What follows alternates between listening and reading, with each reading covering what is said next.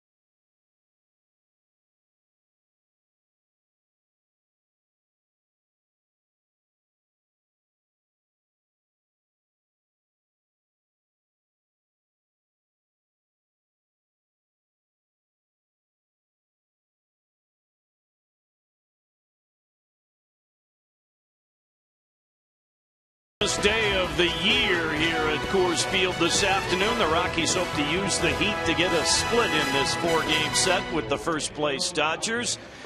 A week from Tuesday, it's going to be the All-Star game. And, George, we know that Troy Tulowitzki is going to be there, voted in by the fans. Who would you like to see join Tulo in Minneapolis? Well, again, I'm an ex-Twin, so I'd love to see Morneau get that opportunity to go back home and show what he has shown the Rockies fans so far this year. With 59 RBIs, 13 home runs, a .314 average. And, oh, by the way, only 3 errors at first base. So I would love to see Justin get the opportunity, and I think he will. I think they will ask him to come there because of the season he's had, because he's an ex-Twin, and to go back and be healthy and to play in front of the fans that loved him so dearly before he got here in Colorado. When you talk about health, and Justin Morneau has gotten it back, Charlie Blackmon finally healthy for the first time in his big league career. He would have been my pick with the great start he had to the season with so many good outfielders. I don't know if Charlie's going to get in. He could probably use the break to rest up a little bit, but I think in his first real opportunity to be a regular in the big leagues, Charlie has stepped forward big time. And, of course, there's that guy at third base who probably belongs, and Mark Stout has some thoughts about why Nolan Arenado should be there even if he won't be. Jack, you're talking about golden Nolan Arenado, of course, the best fielding third baseman in the game, let alone the National League. When he was injured on May 23rd, he was the leader at his position when you're talking about games, average at 305, doubles with 17, extra base hits with 23. Had he stayed healthy, he would have been way ahead in those categories. So Nolan Arenado, when you combine his defense and what he was doing offensively, not to mention, a franchise best hitting streak, he would have been at the All-Star game as well, Jack. I don't think there's any question, Mark. You're right about that. Fortunately for the Rockies, he is healthy. Back in the lineup this afternoon. The Rockies look to make it 2 straight against the Dodgers, gain the split, and build some momentum as they head to the midsummer break.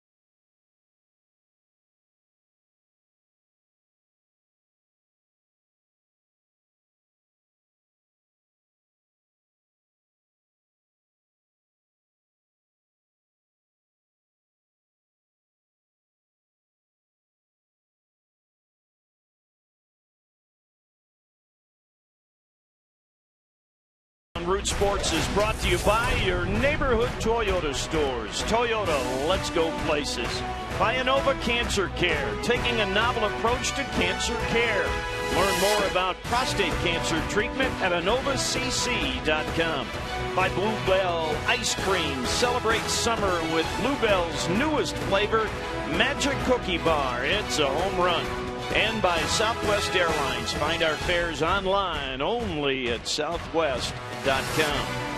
It is Military Appreciation Day, and there were some wonderful ceremonies before the game. And the Rockies are wearing camo caps today. There is the oldest living survivor from Pearl Harbor who tossed out the ceremonial first pitch. And as I mentioned, the Rockies in camo caps, and the letters and numbers on their jersey tops also in camo today. That is outstanding.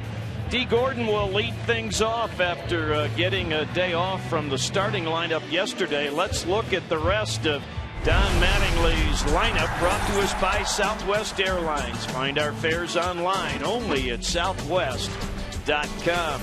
Hanley Ramirez not in the lineup today, so much like yesterday, everybody moves up a little bit. Drew Butera will be at catcher instead of A.J. Ellis. Miguel Rojas will be the shortstop behind Josh Beckett.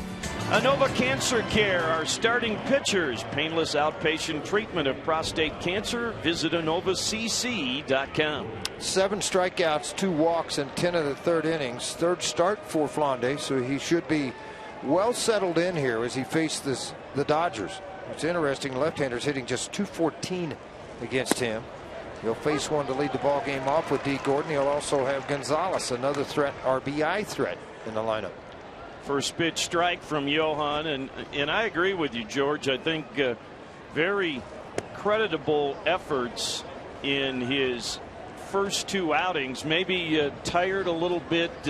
I think maybe more emotionally than physically. Yeah, mentally it just kills you. Yeah, I mean, physically you feel okay, but the mental side of, am I going to do well? Can I do well? Am I going to be able to stick? Can I make the impression I've always wanted to make after 3 or 4 years at the AAA level and not getting a shot with anyone? Yeah, this is one of those guys you admire the perseverance. Ahead of Gordon.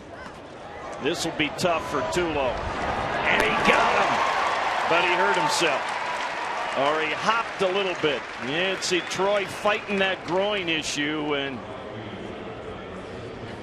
it's not, as Walt Weiss talked and Troy as well, it's not anywhere near the severity, I should say, of the earlier problems, but unfortunately he gets tested right from the outset. Yeah, not any other shortstop's probably going to make that play, and Tulo gave the hand pat back to Flande and said, let's go.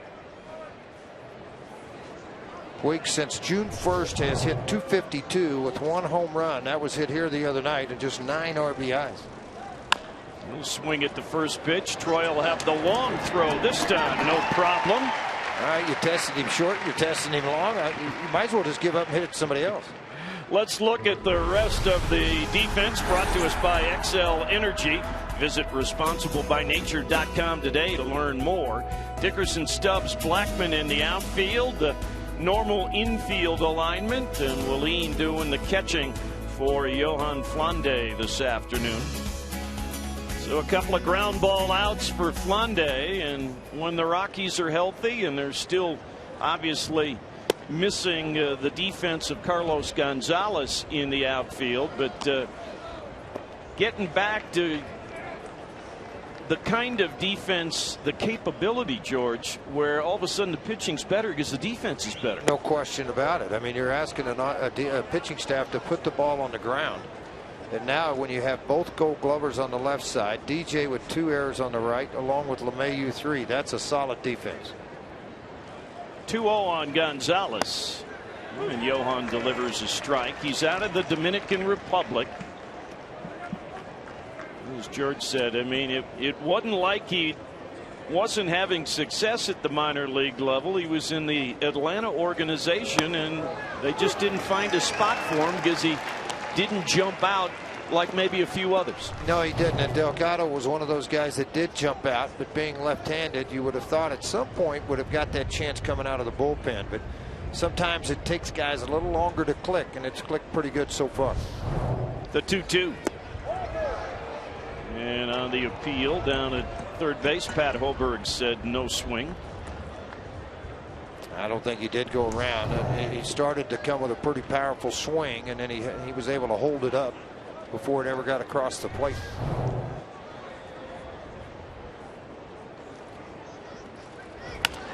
And this will make for a 1-2-3 first. DJ takes care of Gonzalez, and on 11 pitches, Johan Flandes sets down the Dodgers.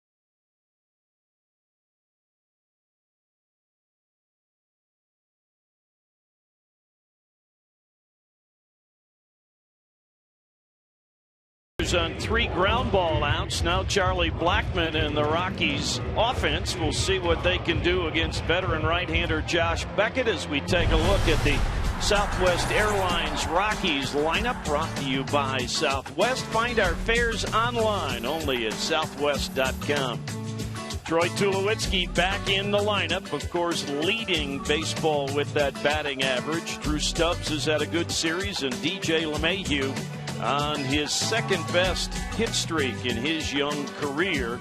And I think as we look at the Inova Cancer Care starting pitcher for the Dodgers, Josh Beckett, we remind you that painless outpatient treatment of prostate cancer is available. Just visit InovaCC.com. Probably should have a lot more wins. 5-5. Their earned run average 2.37. They haven't scored a lot of runs when he's been on the hill. He is tied in career wins, 137. Career wins is tied for 12th with yesterday's starter, Dan Herron.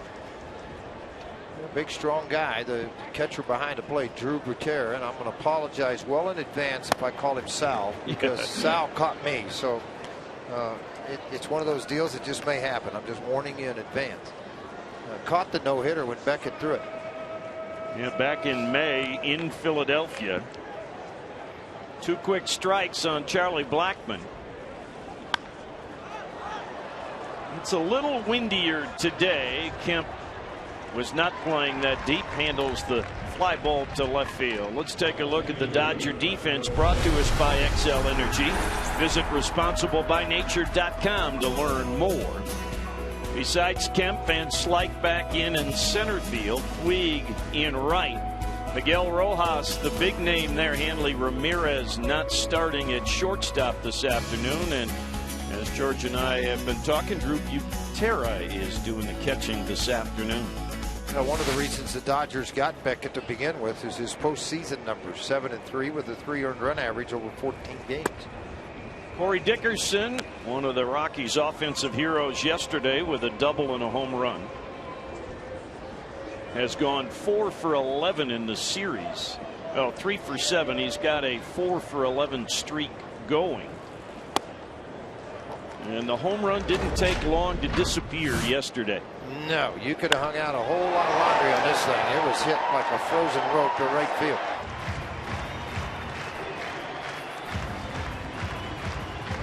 Two-0 to count on him. And Beckett misses again. Corey, 340 on the year, but over 360, and now nearly a month's worth of time as the everyday outfielder in the absence of Carlos Gonzalez. And that one caught the outside edge, says the crew chief Jeff Kellogg.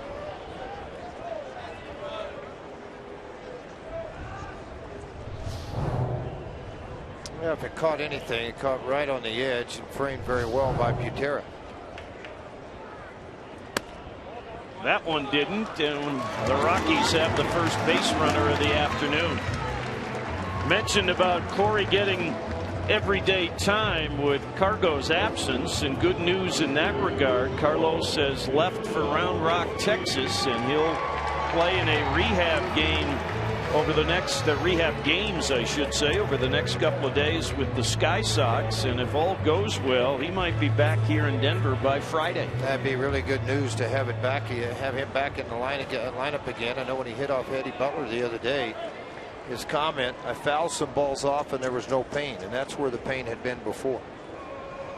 1 on, 1 out for Tulo after missing a couple of games with the tight groin.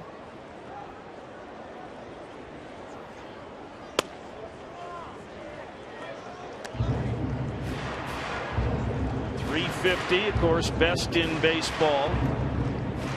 Had the infield hit where he tweaked the right groin on Thursday night.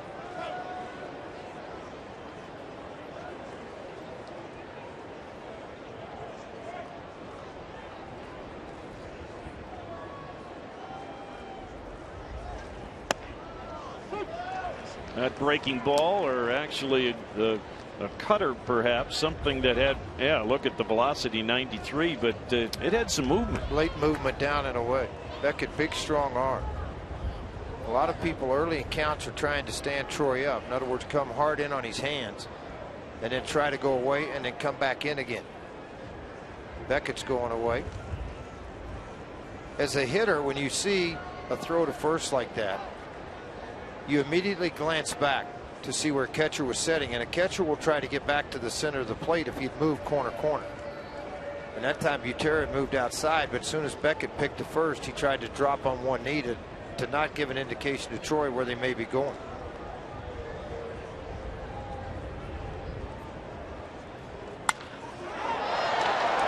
The wind will stand this one up, and Van Slyke will make the catch. Who wants tacos? Remember, if the Rockies score 7 or more runs during any game, go to participating Colorado Taco Bell locations the next day between 4 and 6 p.m. and get your Rockies taco special. Live Mas at Taco Bell. There's not a rain threat today, but it is probably as windy as we've had in any of the 4 days of this series. Yeah, always check the flags above the rock pile, above the stadium, and see if there's any wind. But out at the rock pile right now, there is a lot of wind, swirling wind. And on the big scoreboard, the flags to the left, the state flag and the stars and stripes, are blowing in towards home plate, and the flags on the other end, the MIA flag and the Rockies flag, are pointing the other way. Figure that out.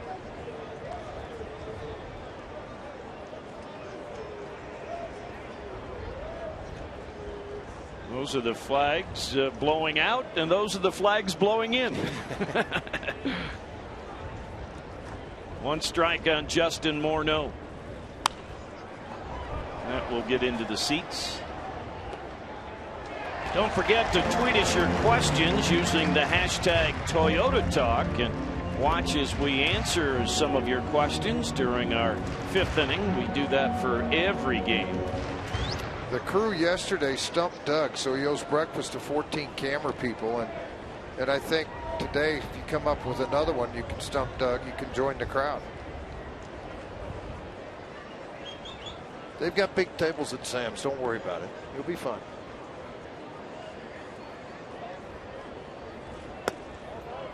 One and 2 now on Justin Morneau.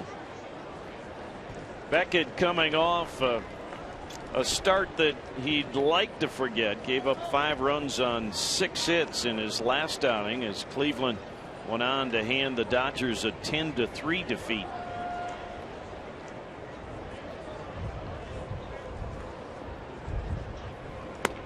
2-2. He put it right where he wanted to, on the outside corner, off the edge, trying to get Morneau to swing at it. Beckett was the 03 MVP of the World Series. A lot of people thought Brad Finney should have been, but it was awarded to Beckett. And in 07, he was the ALCS MVP. He's won some postseason games. One against the Rockies in the 07 World Series. Now a full count. Boy, he missed his target that time with a fastball. Now Dickerson will be able to take off on the delivery. Huge lead that Corey can get here because Adrian has dropped way back. So you get a ball in the gap, you can score easy.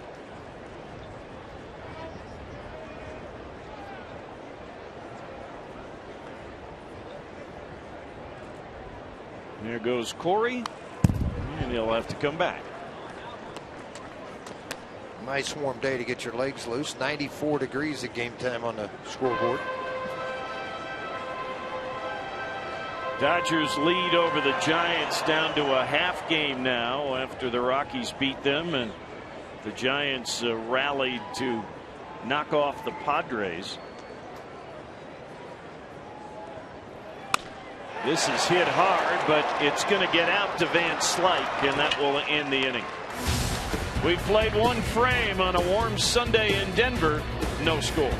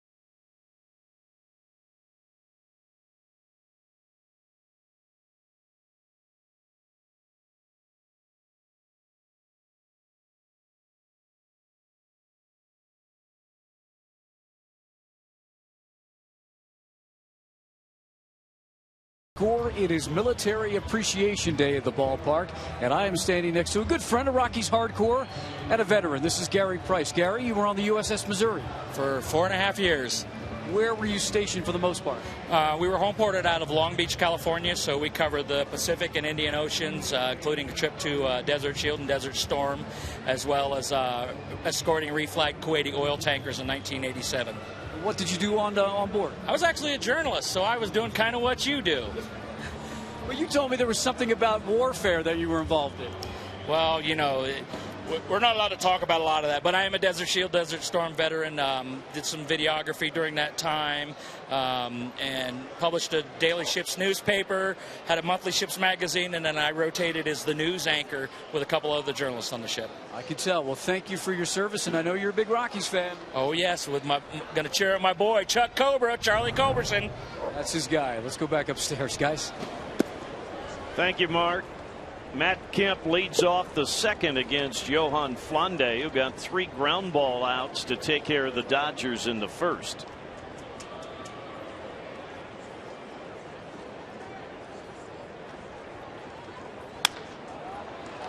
And this is going to end an 0 for 16 for Matt Kemp as he gets it off the end of the bat for a leadoff single.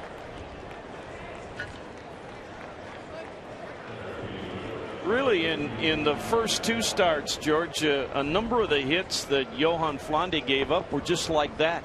They were a lot of flares, a lot of balls off the end of the bat. I was reading about Matt Kemp here. 152 games, 13 and 14 after all the injuries. 264, 14 and 64. And then an 11 and 12 Jack, 62 and 195 RBIs in 267 games. And he missed most of the end of 012.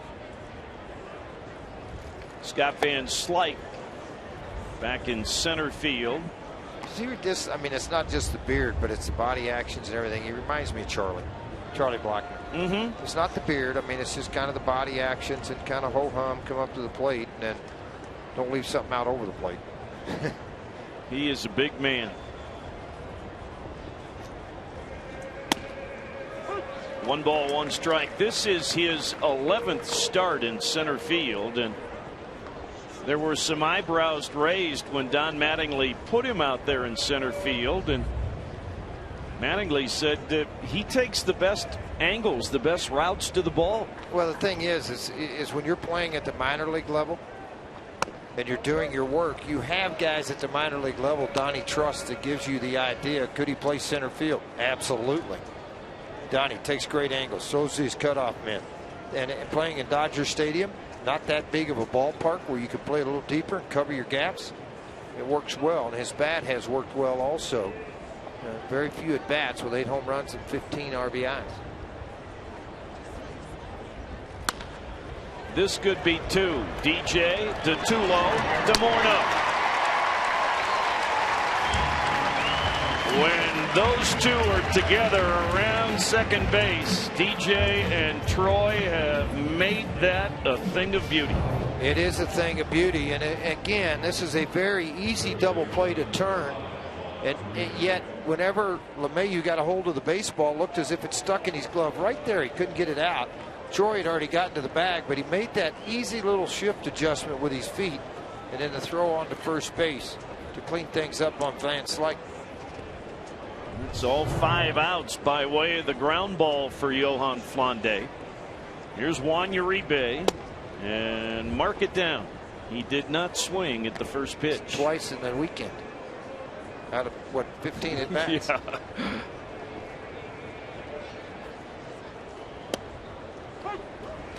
Took 2. 1 ball, 1 strike.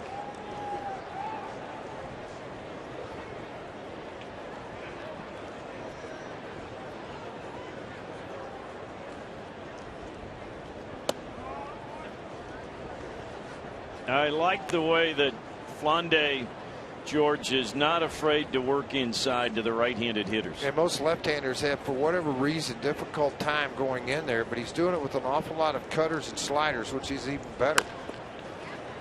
Can DJ make this play? Not quite. Oh, what a wonderful effort by LeMahieu. Just a moment too late. Tell you what, we've seen a defensive highlight show here with Troy in the first inning on 2 plays, the double play, and then DJ trying to get there to get a rebate, just short, barely short on the Mike Shaw Subaru Super Bowl. Look where he went to go get this ball. And again, it pays off because DJ has that strong arm from playing shortstop as a young player. It's a big advantage for him at second. So the Dodgers get their second hit despite the effort of LeMahieu, and that'll keep the inning alive for Drew Buterin. Not only the guy who has caught Beckett a few times already this year, but a guy with good numbers against left-handed pitching. Almost a 100-point difference for Sal's kid when he faces a lefty rather than a righty. One thing that has kept him out of the big leagues has been the bat. He's been able to catch and throw with anybody in the game of baseball. He came up and spelled wonderfully for Ellis when he was hurt. Caught the no-hitter, mentioned that earlier. Controlled the running game fairly well. There are those differences we were talking about between left-handed pitching and guys from the right side. He was the number 2 catcher for the Twins and actually caught a no-hitter with Minnesota when Francisco Liriano tossed a no-no. Well, it's about time, you start to look around. Let's trade for Butera. We need a no-hitter this year. 2 outs with Uribe, the base runner. No score here in the second.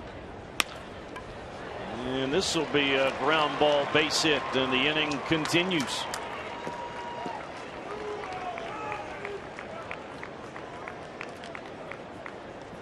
Subaru brings you the manager's challenge. If there's a questionable call, instant replay will be used to determine the outcome. It's brought to you by Subaru. Love, it's what makes a Subaru a Subaru.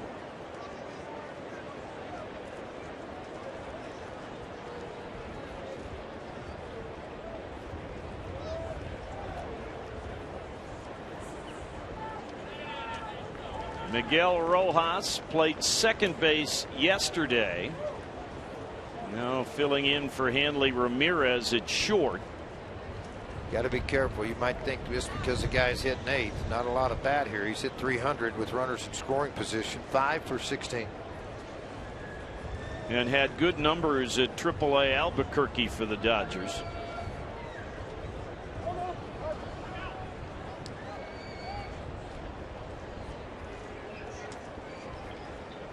Dodgers made a roster move overnight, sending Arya Barrena back to AAA and bringing up Triunfel.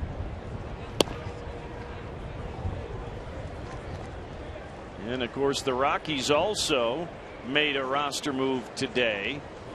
Brooks Brown up from Colorado Springs when Nick Massett had to be placed on the disabled list with a knee strain, his left knee. And to make room for Brown, Raul Fernandez was designated for assignment off the 40-man roster. He was pitching in Modesto. Fernandez was, and he's a guy that throws extremely hard, triple digits at times, converted shortstop.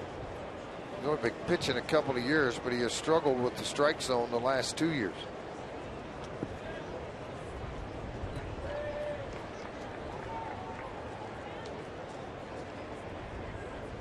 The 1-1.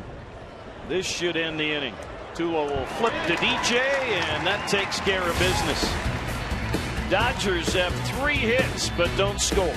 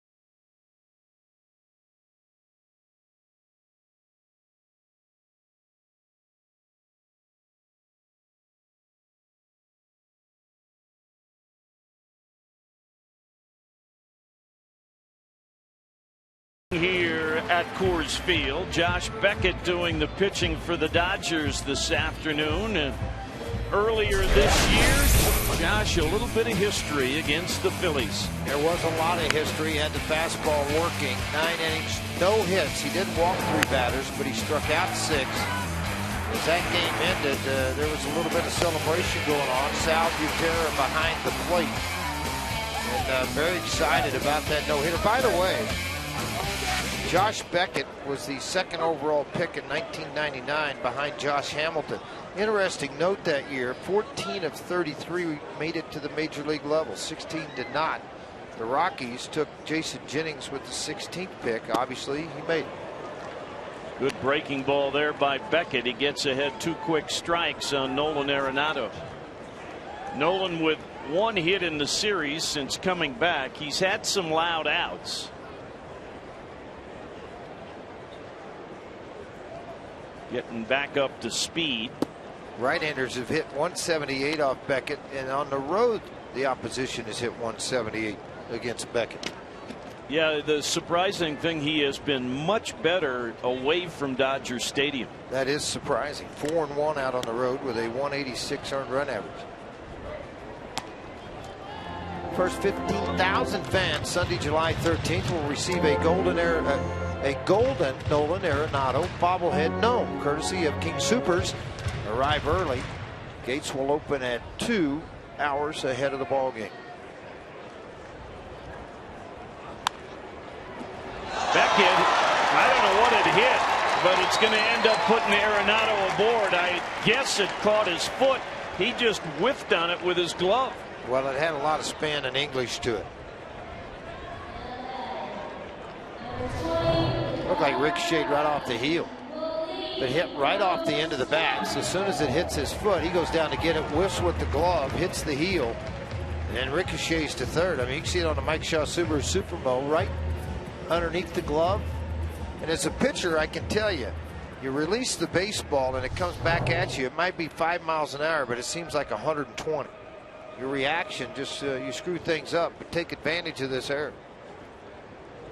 First error of the afternoon goes against the Dodgers. Here's Willeen Rosario. Willeen with a couple of hits, a couple of RBIs in yesterday's game, hitting .251 now on the year.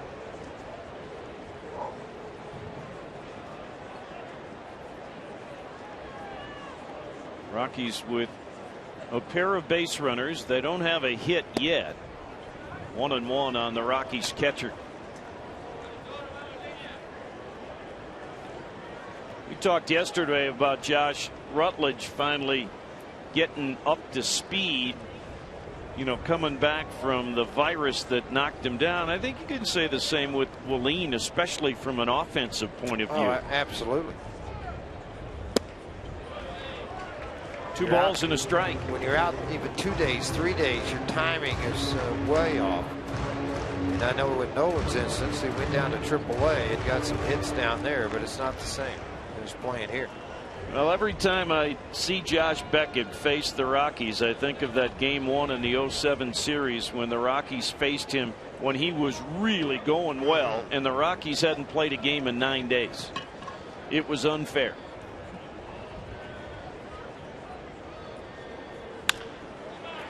Uribe for 1 and 2. Rockies have a double play, and now the Dodgers do as well. Backhanded by Uribe, very strong arm as he takes this baseball. And again, Nolan coming into second base, tries to get into D. Gordon, can't get there, and then the shortstop arm shows up with D. Gordon. 2 gone here in the second. Drew Stubbs, who had a home run yesterday. 2 for 4 day for Drew yesterday, and 3 hits in the series.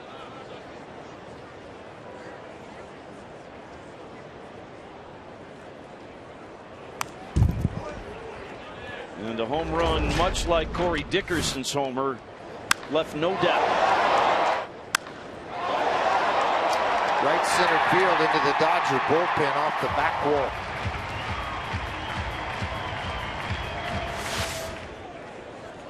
He's down 2 strikes to Beckett.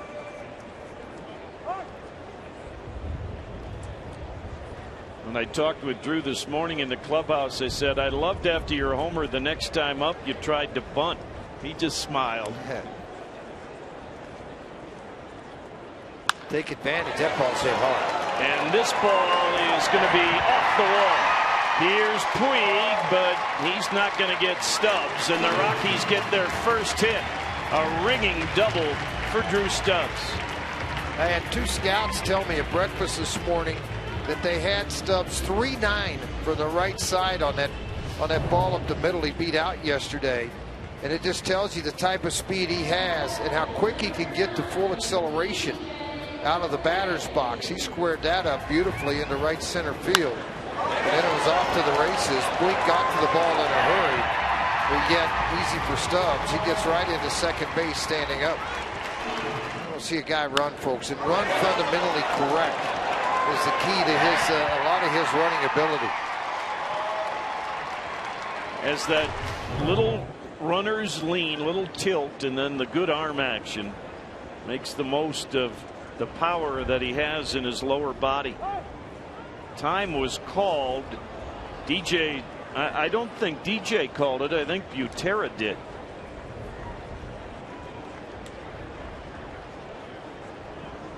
DJ came into the game yesterday but did not bat, so his hitting streak at 10.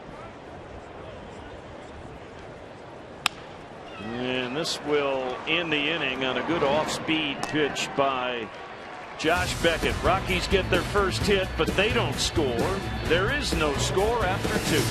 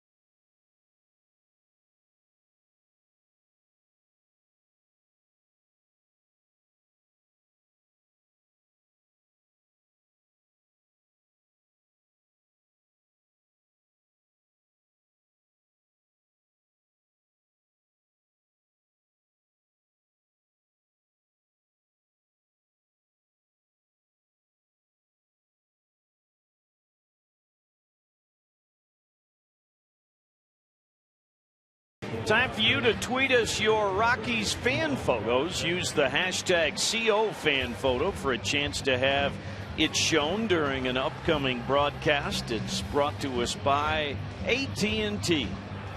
Had some great photos throughout the season, so keep them coming. It's a warm day, but you're at the ballpark. How could you not have fun? You got to have fun out at the yard right now. You got a lot of Dippin' Dots going on, a little ice cream going along, big piles of ice cream. Great day to be at the yard.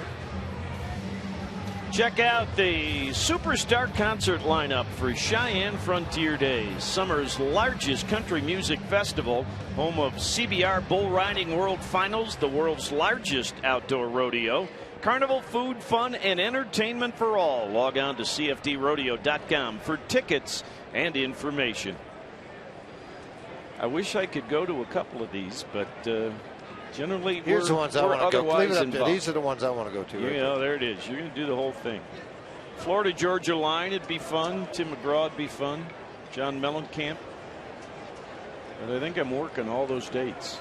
I think I might go up and bull ride just for a day. Johan Flande has given up 3 hits. None of them hit all that hard, and he's been able to keep the Dodgers at bay. Now he gets Josh Beckett, who's going to chop one up the middle. DJ will have a little more time this time. And again, the Rockies wizard defensively at second takes care of business. Well, Beckett, who's had some history of leg injuries, is not going to sprint up the line unless he sees us go out into the outfield. If DJ gets a hold of this fairly quickly and able to get Beckett. So we've seen a lot of balls on the ground, even the hits have been, with the exception of Matt Kemp, who flared a ball to short right, a kind of sinking liner. The other 2 hits were on the ground. D. Gordon as the lineup flips, and now Flande deals with the Dodgers for a second time. Thrown out on an excellent play by Troy Tulowitzki in the first inning. 1 ball and 1 strike.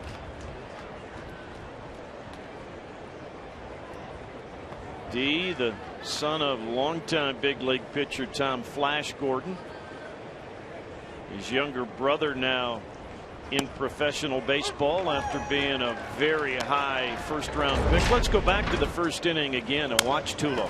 Yeah, this great play by Tulowitzki. Came charging in, glove to the hand, and exchange all in one motion. The perfect throw on the strike. 2 more note. Flande ahead of Gordon. Did he? Oh, he held on. George talked yesterday about the good hand to eye with D. Gordon, and the fact that when he gets to 2 strikes, more apt to go the opposite way, so probably a little easier to check the swing. It is easier to check that swing, but he does like just to slap it when behind in the count. There's a slap. It's going to go foul.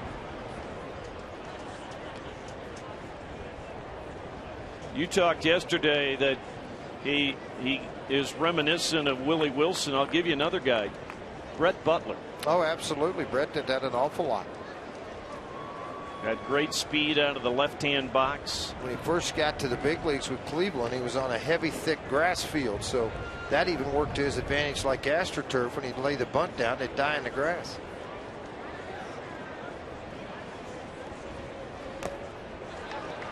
Foul ball keeps it alive.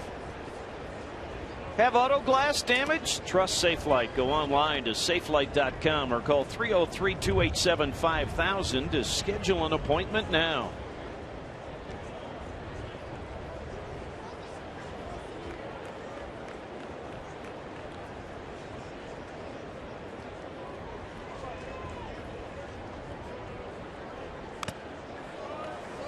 The last 2 foul balls have been shots against Willeen Rosario. One on the shin guard, that one right in the mask.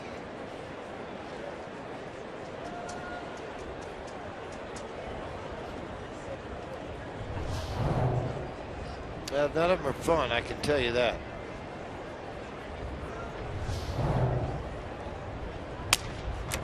This is going to be tough. DJ, no. DJ did everything right, but that ball lost pace as it banged on the side of the mound, and not much you can do with Gordon's quickness. No, you can't, and I think that's his 31st infield single of the year. Man, there's not a lot you're going to do with this. Nothing you can do. We'll see if he got a read at all when he got on base. If anybody has on the move on Flande, to see if he would like to have that chance. 31 infield singles. The next behind Segura, quite a ways by 9. Billy Hamilton with Cincinnati, you think, would have a few more. A little bigger, a little stronger, has more power.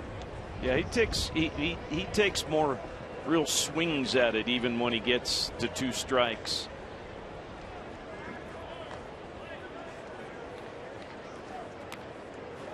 We saw this yesterday, the advantage for Puig when Gordon is on base, or whoever is hitting in the 2-hole for the Dodgers, to be able to have a pitcher out there who perhaps has a split focus going.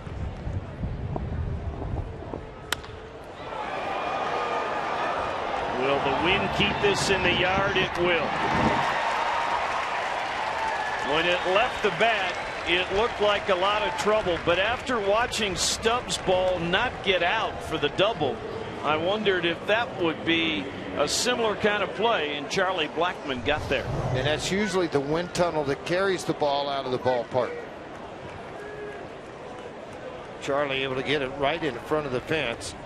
Flande likes the results. That ball stayed in the yard.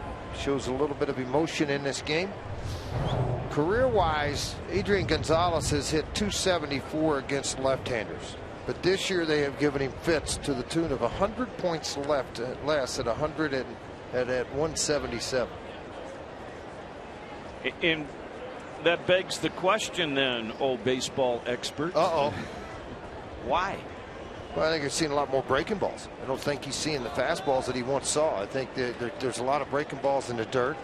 I think the struggles with people behind him, obviously then they start spinning it out. He walks more than he has in the past. Do you see any loss of bat speed? I don't see anything loss of bat speed with him. He's just a good hitter, and it's right. You don't know how many line drives are going to come back, Jack, that have been caught and end up base hits by the end of the year. But still doing the job Donnie wants him to do. 53 RBIs on the year to go along with 14 home runs. So if you ended up 28 and 106, you'd probably be pretty happy.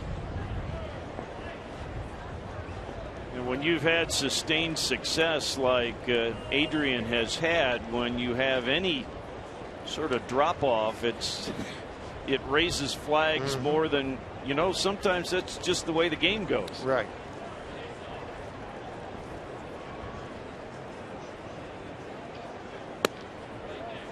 All those flares you hit the first 6-7 years of your career that fell in all of a sudden don't fall in, and it's maybe 10 hits that get taken away. The shift is always on for him, but I looked at that spray chart yesterday. He's got 21 hits to the left side of second. Yeah, where Arenado is where he's been hitting the ball that way. I think that's part of the game too, George. I know it's always been there to a degree, but boy, teams now really analyze, thanks to all the video that's available, spray charts and align defenses much less conventionally than they did maybe even 10 years ago. Yeah, they do. And I think the weird thing is, regardless how you pitch certain guys, they go ahead and hit it that way. But when I played, and even till some guys today that can really pitch, like Kershaw and other guys, they can pitch to the defense. If I play them to pull, then you pitch with me, and it will make these plays for you.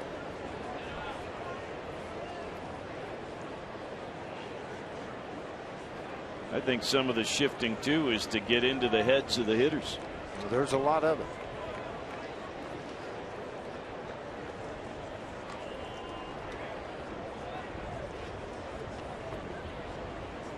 Johan Flande, nearly 200 games at the minor league level, more than 170 starts as a minor leaguer. So even if there isn't much of a major league resume, you're pretty used to all the circumstances on that mound.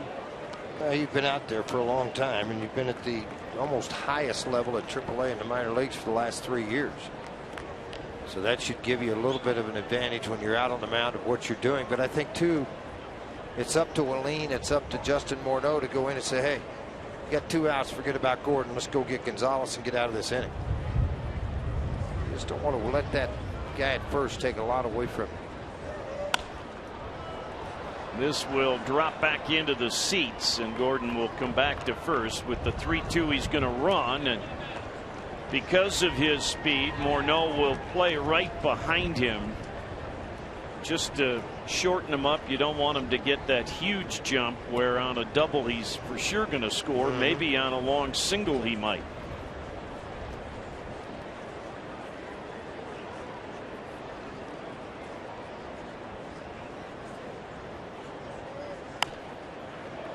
Well, that was a good in the kitchen attempt there, and there's Gonzalez showing you why he's been so good for so long.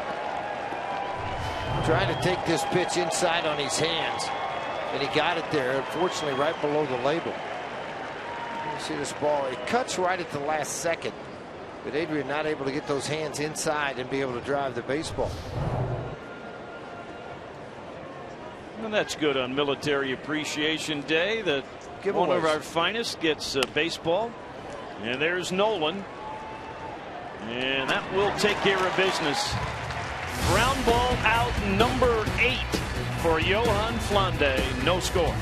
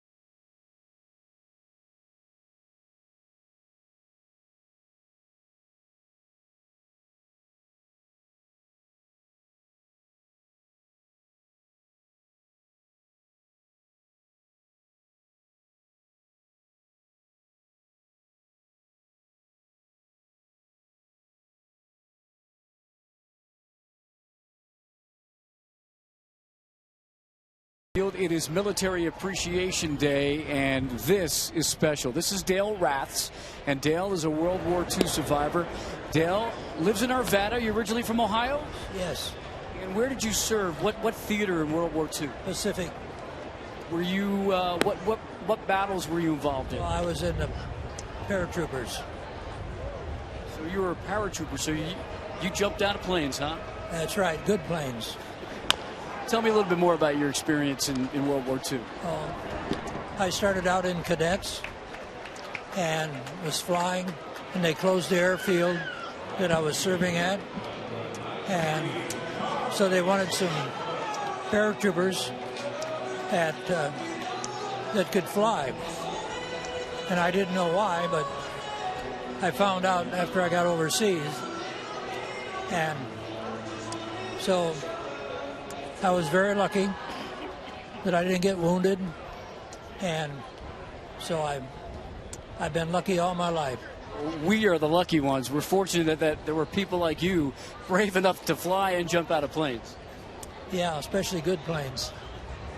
Dale, thank you for your service. Well, thank you. Enjoy the ball game.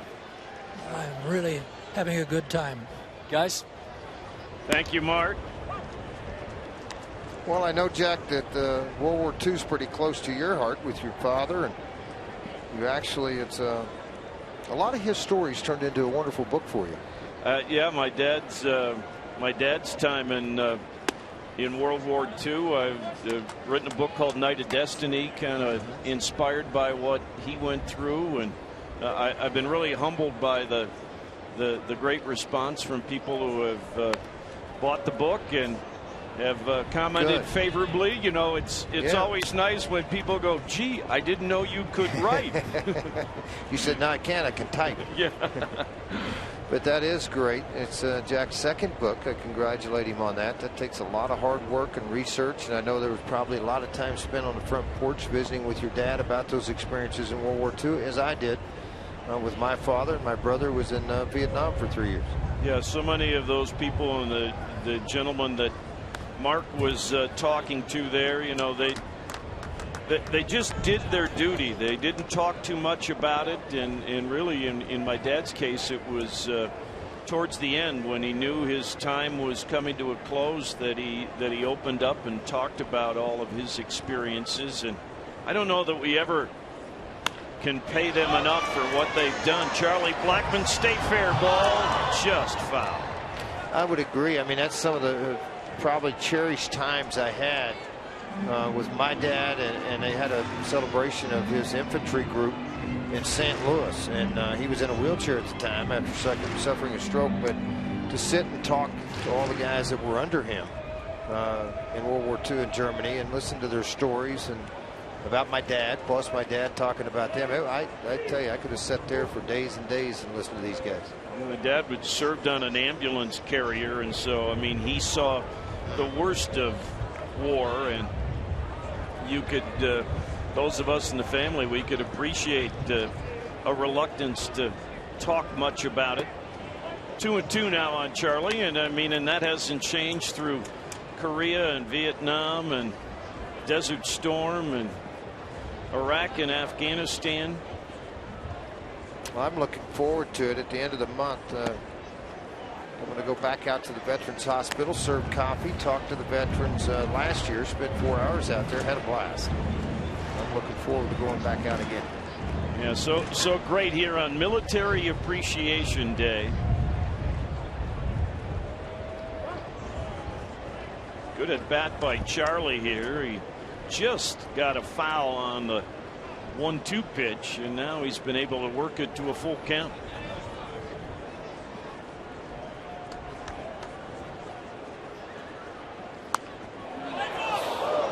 Oh man, I hate those. Yep.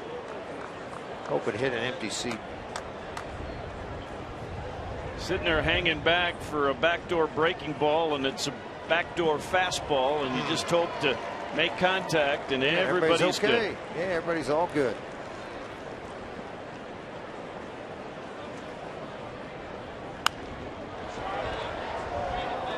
And and the crowd reacting to Charlie Blackmon baseball giveaway day today here at Coors Field. You know, it's funny because I walk that area over there and see a friend of mine, Barb Harbison, all the time, and it's amazing how many guys that sit in that club level bring their gloves, and they buy tickets specifically for that reason with the left-handed bats. Boy, Charlie stepped out before he had been given time by Jeff Kellogg. He was fortunate on that.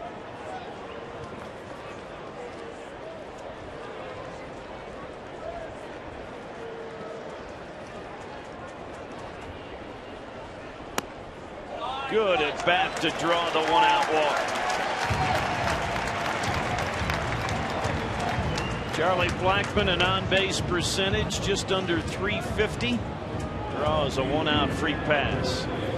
The day after every Rockies win, you get 40% off your online orders at Papa John's. Just enter promo code ROCKSWIN at papajohns.com. Corey Dickerson drew the other walk that has been issued by Beckett back in the first inning. Blackmon got out to a good lead, drawing Beckett's attention. Charlie leads the club with 15 steals, been caught just 4 times. We talked about it in the open, George. He's in all likelihood not going to get to the All-Star game, but what a vindication for Charlie personally and the ball club overall and their belief in him. Only just believing in himself that he could do it through all the times that he has spent on the disabled list with foot injuries, hand injuries. For Charlie to be healthy and play like this, I know he's having a lot of fun. This guy has a lot of fun anytime he's got a bat in his hand.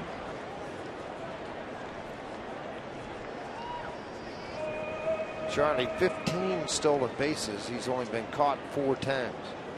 Beckett fairly high leg kick when he goes to the plate.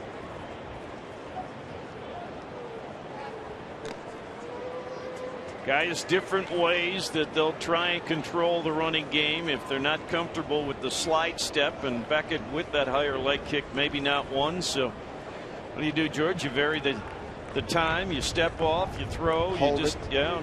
Just hold the baseball. A lot of times is one of the best things you can do.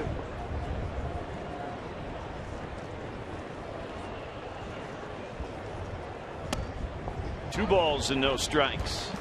1-3-3 that time to the plate for Beckett. As I put the stopwatch to it, which is average, a little bit below. Get your tickets now for the Rockies and Padres playing tomorrow through Wednesday. Go Rockies.com/tickets today. Butera has thrown out 8 trying to steal a base and has allowed 14. So that's an excellent percentage. Always been a very good catch and throw guy. Very accurate with his arm.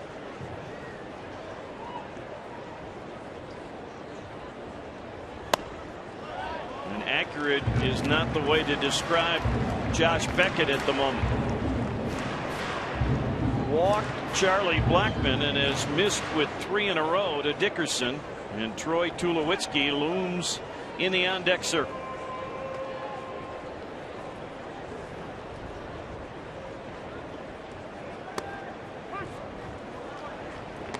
Got a borderline strike there to make it a 3-1 count.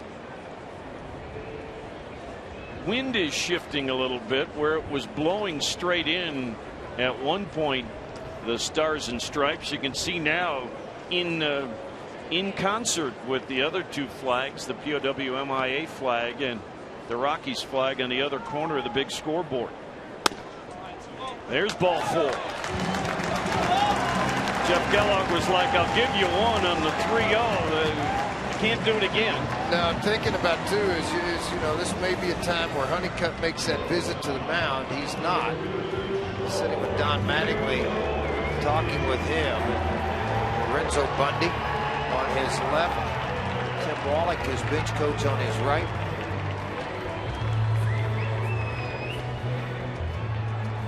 Bundy, a long time minor league manager, very successful.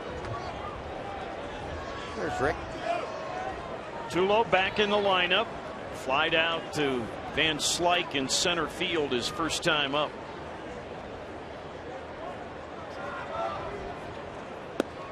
Breaking ball for a strike, and boy, they had Charlie Blackmon in no man's land as he started to break.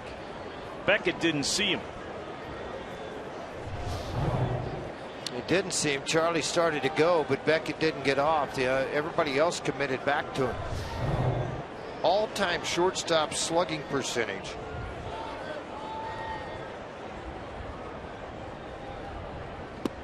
Some guys that you would recognize: A-Rod, Nomar Garcia-Parra, who is here broadcasting. Next door to us. Yep, right next door. Laurel doing the game. Troy Tulowitzki third. Hanley Ramirez and then Joe Cronin. And there's Nomar right here.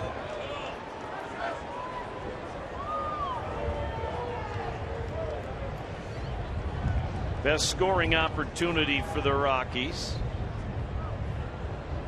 You can hear that wind. But this one is going to be one that'll be interesting in the wind. You see Van Slyke moving around, but he stayed with it. That was a grain. What I mean by that, folks, Troy just got under it a little bit. Second time that's happened to Troy in the ball game. Just a little bit. That bat got under just enough, and it started out over here, and then it ends up over here. You didn't give it enough credit. Keep going to your right. Going right. Yeah, keep going to the right. That ball moved a good 25 feet in this wind. The fortunate thing for Van Slyke is it was high enough that he could drift rather than to have to race to a different spot. Now Justin Morneau lined it to Van Slyke first time up.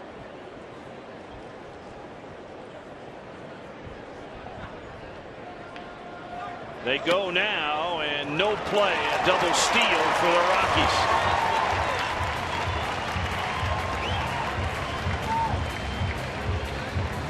I don't know what Drew Gutierrez is talking to them about. And they're trying to say it was a foul ball.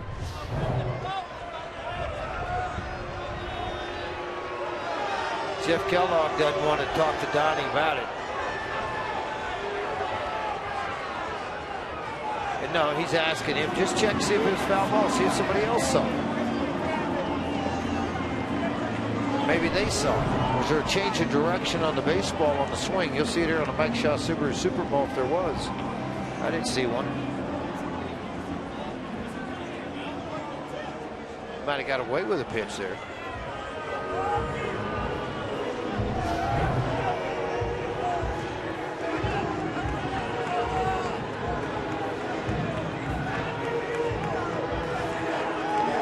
I think Donnie trying to say that Gutierrez wouldn't have dropped the ball if it hadn't been tipped.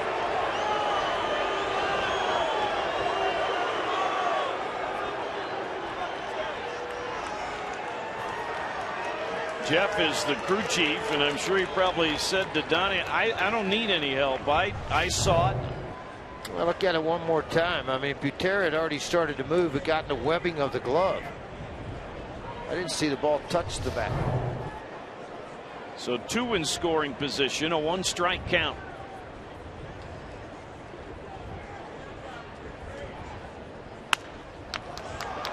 But this will enable Beckett to overcome it. We played three. Still no score here in Denver.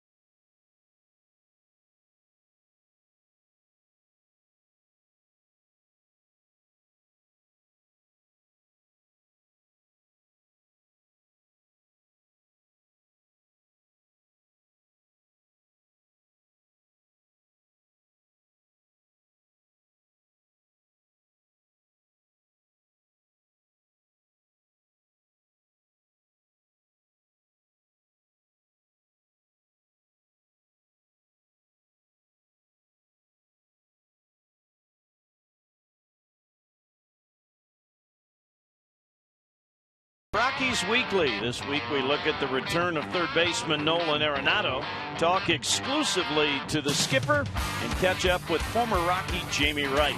Plus, we put an Independence Day spin on all the best moments of the week. Rockies Weekly, Sunday after the game. No score after 3 frames here at Coors Field. Both sides have had a few opportunities. The two teams have combined to strand 7 men so far on a windy Sunday. Probably from the fans' perspective, they're happy for the breeze to take a little bite out of the temperature, and as some clouds have gathered, the predicted high of 97 may not happen, which would be good for everybody. 90 degrees on the big scoreboard right now. Matt Kemp has one of 4 hits for the Dodgers. He hit a soft liner to right field in the 2nd inning.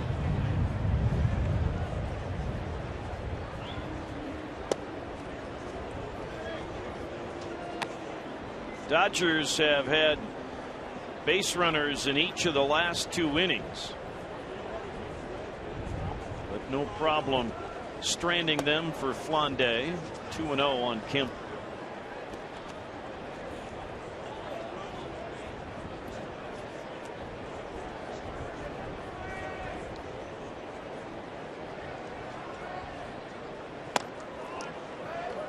First 3-ball count of the afternoon for Johan Flande. Not a happy guy. See Matt Kemp, one of those players, and those first 3 especially always seem to hit important long balls against the Rockies. Had the green light and hit it to the vacuum cleaner. Arenado sucked it up, threw it over to first, and it's another ground ball out. Nice job of keeping the ball down in the strike zone, even when behind and counts. Wells Fargo customers, get your 2-for-1 Rockies club level tickets by going to wellsfargo.com/Rockies. Wells Fargo Bank, member FDIC. If you get those tickets, like George said, bring your leather, bring the glove. You might get some foul balls as we get another ground ball, but this one placed perfectly to give Scott Van Slyke a base hit. Right through the wickets of Flande, and then right back up into center field. He hit a ground ball to Tulowitzki in his first at bat for a double play. You know, this one not going to be turned. Hit hard right back up the middle, out of the reach of DJ. 3 of the 5 hits have gone right in that direction. One an infield hit, and the other 2 by everybody. Juan Uribe was the other guy who had a hit through the middle, and after he took 2 pitches, we knew he was swinging. No way he was going to take that, was it? No way. Took the first 2 his first at bat and had a 1-1 count, and he probably said, what am I thinking? He's throwing me first pitch fastball. I always swing at that.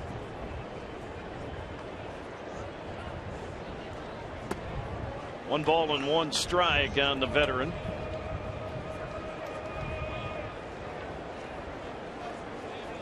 Played very well for the Giants as a third baseman when he made the transition from short to third. Now doing the same for the Dodgers. Flande wants a new baseball. There was a little bit of time when the Dodgers were shopping around, and then ended up coming back to Uribe and gave one a couple-of-year deal.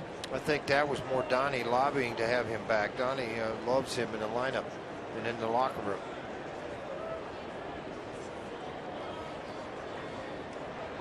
Not so much that they expect Van Slyke to run. He's 2 up and 2 down and steals, but that long pause might have been to see if there was an action play on, a little hit and run or something. A scoreless game here in the 4th.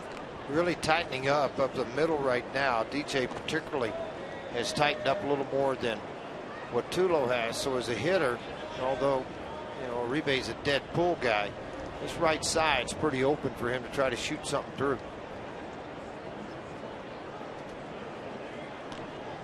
Again, whether that's Johan himself or instructions from the dugout, the Rockies sure believe something's coming on with this pitch. Bottom of the lineup, try to get people in action. Not a lot of speed right now.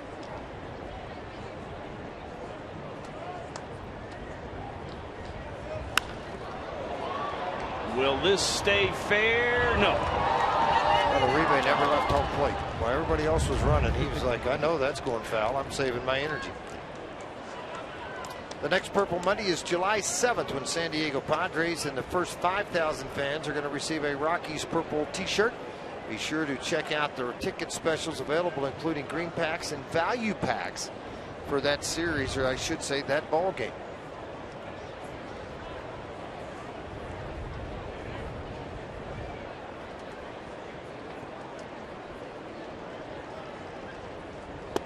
Two and two. And from the scoreboard, long way to go. The Giants are leading in San Diego 3-0, one out in the bottom of the fourth inning. But what's interesting, Tim Lincecum has not allowed a hit against the Padres. Again.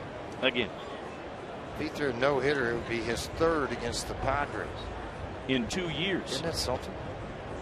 Like I said, a long way to go, but you kind of go, wow. This wow will be dealing with the wind. Drew Stubbs tells Corey Dickerson it's mine, and Drew grabs it. That's a big out to get the always tough to get out Uribe.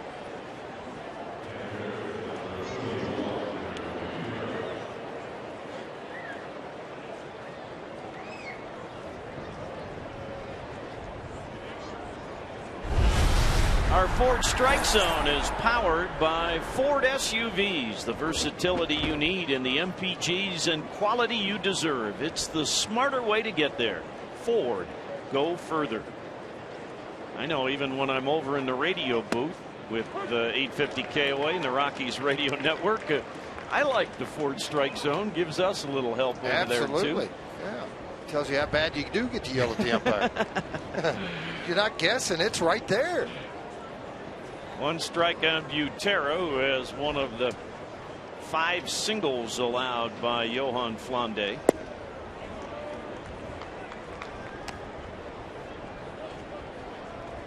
The Dodgers have an unusual travel situation. They're off tomorrow. But instead of leaving tonight for Detroit, they're spending the night in Denver and traveling on the off day to Detroit. 2-1. Well, I'm from that area, Ohio and everything else, and have family and friends in Detroit. But if I had a choice on an off day, probably stay in Denver. Yeah, I think I'd stay in Denver. At least if you're going to be in downtown Detroit. Exactly.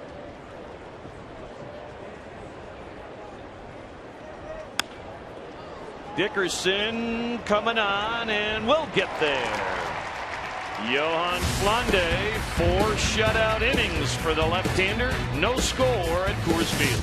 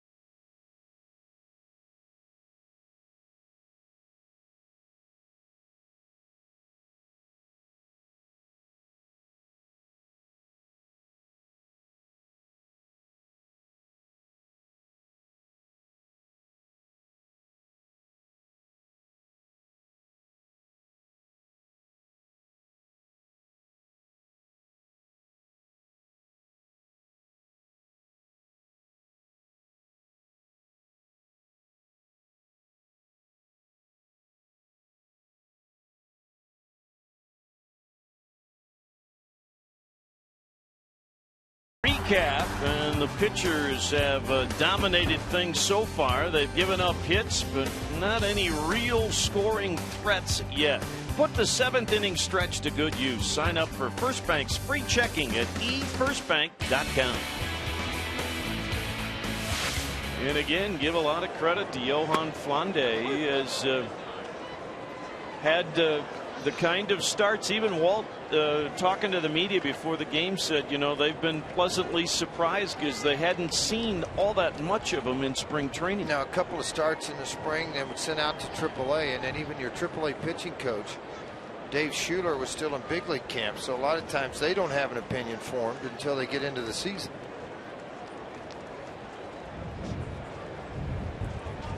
Nolan reached on an error on the ball off the foot of Beckett. This is going to be an easy chance for Matt Kemp. And the curveball for Beckett, a good one there to Arenado. And even after some rehab games, it's what we said, trying to get up to speed. That AAA curveball is not the same as a curveball from that guy. No, and he went down and played in the springs too, at a little higher altitude, but yet it's still not the same as playing on the biggest stage. Willeen Rosario hit into a double play initiated by Uribe, and we have seen Beckett go more and more to that breaking ball here in the second go through the Rockies lineup. 242 is what the opposition has hit against Beckett second time through the lineup.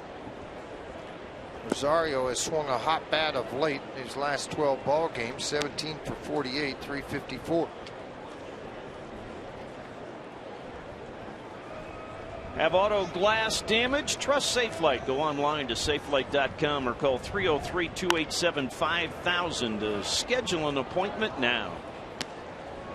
Beckett gets ahead of Rosario.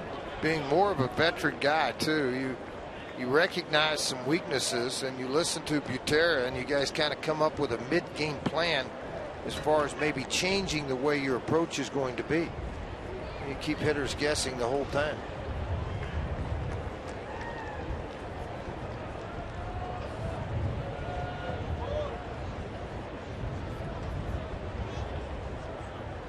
The 1-2.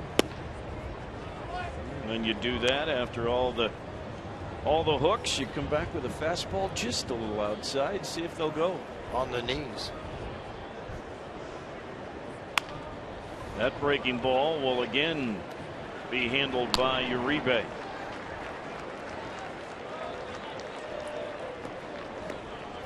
Yeah, he won't stay at that higher velocity fastball as much as he did in his younger days, but the little on, little off works very well for Josh Beckett. Yeah, that's exactly right. Hit the gas pedal and then put the brakes on. But Stubbs figured it out. He had a long line drive to right center field. 10 of 15 first pitch strikes for Beckett. Drew's double yesterday probably would have been a home run, but the way the wind was in the second inning, and it's back in that direction again, kept it in the ballpark.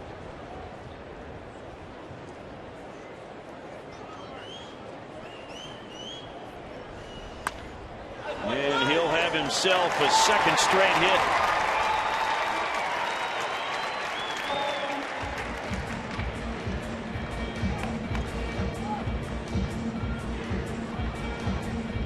After busting him hard in, and I mean they got in on his hands at 94, they tried to go down and away, and it backed up to the center of the plate, and Stubbs just stepped back on that back leg, drove it right back up from the originator into center field. Rockies with 2 hits, and Drew has both of them. Scherzer made his debut for Oakland. So far so good. He's up 3-0 in the 5th. I'm sorry, some margin. Who did I say? Scherzer, wrong team. Some margin came over with Hamill in the trade to Oakland.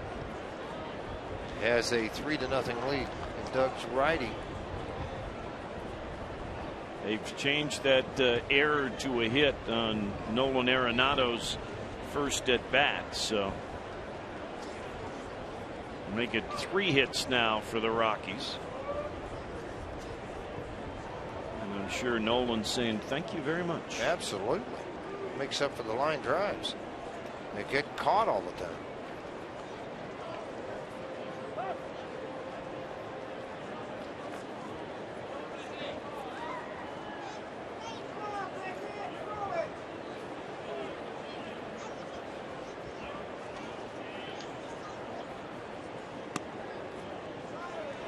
Go back to that play, and as George talked about, you're never sure as a pitcher how hard this ball is coming, and he pulled the glove up and it didn't bounce and whacked off his foot. Just didn't stay down with it long enough.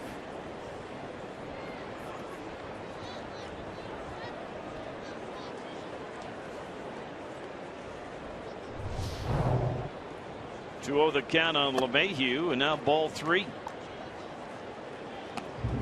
By the way, today in Omaha, Colorado Springs was there playing today.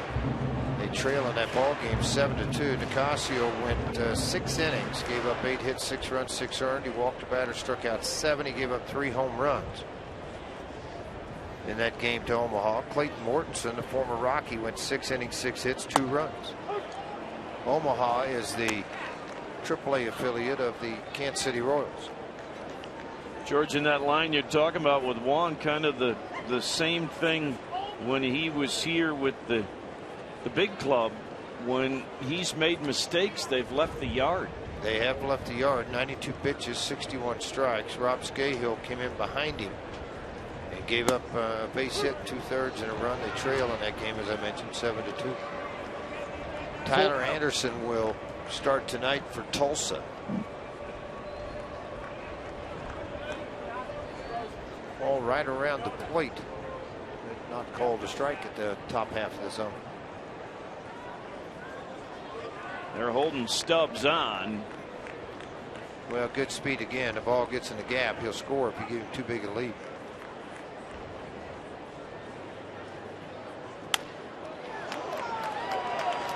That's a broken bat, grounder to second, and that takes care of the Rockies in the 4th. We're still scoreless here at Coors Field.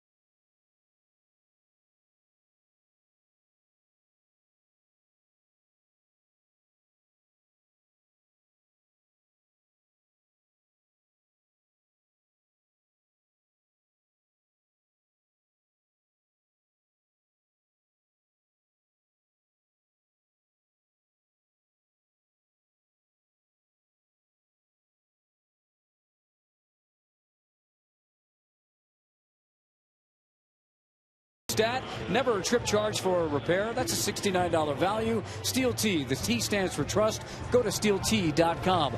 We're talking All-Star game because the All-Stars will be named later tonight. First All-Star in Rockies history in '93, Andres Galarraga. You see the numbers he put up in the first half. He ended up hitting .371 that season. First Rocky voted in by the fans to start. In '96, that was Dante Bichette. They are All-Stars. I am sitting with an All-Star by the name of Steve Durand. Steve, you serve this country and you serve it well. What do you do in the military? I work at NORAD, Northcom. Basically, we track every aircraft in the United States. So I'm air surveillance, mobile ground tracks, radar. And basically we also track the president, make sure he's safe when he's traveling, and just watch over the entire United States to prevent another 9/11 from occurring. How long have you been doing that? I've been doing that job for approximately 2.5 years, but I've been in the service for a little over 15 years now. And Jerry and George, he's originally from California. You got that foul ball from Adrian Gonzalez. Adrian Gonzalez today. My first foul ball ever in my entire life. We're going to show it right now. As a kid, first time, and you come to a lot of games, right? I come to a lot of games, about 20 games a year. He's like a cat, man. He's like a cat, Mark. I enjoy the Rockies, watching them play, but every time the Dodgers are here, I'm here for their home front here. So, Phrase just said you were like a cat getting that. Yeah, well, the nickname is the Flash, so I attempt to, as I'm getting older, to continue to do that. But, you know, I'm getting older, so I'm starting to slow down slowly. Flash, we appreciate the time on Military Appreciation Day. Thanks, and the service. And Mark, tell him thank you for us. I love my job and everything I do, and this is the best country in the world. Can't wait to go back to work on Tuesday and live it up. Thank you, man. Jack and George said thank you, too. Oh, I appreciate it. And thank you guys for your time. Guys. Yep, you can never say thank you enough. 1-2, the count on Rojas. Get into a fielder's choice his first time up. You'll get Rojas, Beckett, and Gordon here in the 5th. It's our Toyota Talk inning, so of course we'll answer your questions that you're tweeting to us. 96 pitches in his first start, 87 in the next start, and he's at 66 right now here in the 5th, well ahead. Our initial question, who's faster, D. Gordon or Drew Stubbs? In the 40 or the 60, I'm going with D. Gordon. Past 100, I'm going Drew Stubbs. Yeah, I mean, it's a toss-up for me. I mentioned earlier in the broadcast yesterday, the scout mentioned to me that they had Drew Stubbs from the right side at 3.9, which is really fast. Charlie misplays this one as the wind took it over his head, and Beckett's going to have a double. Yeah, and he could swing the bat, folks. He's got 2 RBIs, hit 188, and he hit a line drive up the middle that they caught, and were able to throw him out at first base. They won't catch this one. Well, the swirling winds in this park can sometimes fool you as a right fielder.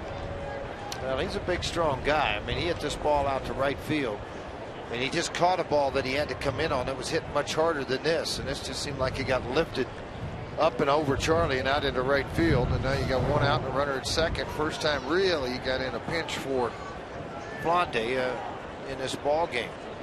Uribe had gotten to second one other time, but not much after that. Well, and here's one thing to look at, and we've seen that a little bit with Johan in his starts, George. All the ground ball outs and even ground ball hits in the first 3 1/3 innings. His last 3 outs have been in the air, and now the first extra base hit. Well, it's starting to, and a lot of times what happens is as heat gets to you, your arm starts to drag a little bit. You get a little bit higher in the zone with the fastball. Gordon had an infield hit over the mound his last time up, and this will be a base hit. They might get Beckett at third. It was close. George talked about it. Beckett does not run well at all anymore. Didn't get a good read, and Corey Dickerson did a yeoman's effort to nearly get Beckett at third, and he's feeling it. Also knowing who's on the base paths. That's the other thing. Know who's running, know what kind of a runner they are. You just watched it. That hesitation there and the near fall. Corey came up firing and threw a strike to Nolan. If you watch that hesitation when the ball's hit, he goes back and whoop, whoop, and then as he starts to go, he has to turn it up a notch. And then one thing pitchers don't like to do is slide. Well, Yasiel Puig took a little extra time as he wanted to make sure his pitcher's okay there. Lorenzo Bundy, the third base coach, still talking to him. Puig is grounded out to short and hit a fly ball to right field. A deep fly ball to right field. Blackman caught it on the warning track. this is a part that he's really struggled at. We'll answer this question first. George asks Dougie, who was the first player to hit a grand slam in an All-Star game, and who'd he hit it off of? Fred Lynn, 1983, and he hit it off of Atlee Hammaker. Only grand slam in an All-Star history. There's your answer. So you're buying breakfast. Sorry, pal. Hey, before the question even hit air, it seemed like it barely popped. We're reading it, and he's writing the answer. Now, big moment here for Johan Flande. Down in the count now. 2-0 count on him here, and this is where Puig, the first part of the season, April and May, he had 406 with runners in scoring position, but since that point, Jack, 212. Big difference, 200-point drop.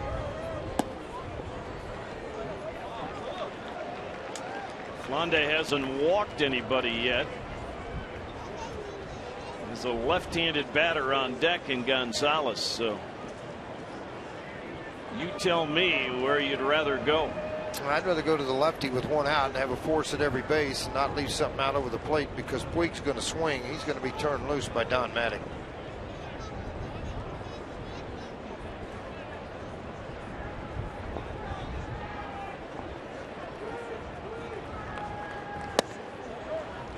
And that's ball 4. So his first walk loads the bases. Jim Wright will hustle out to the mound, the Rockies pitching coach.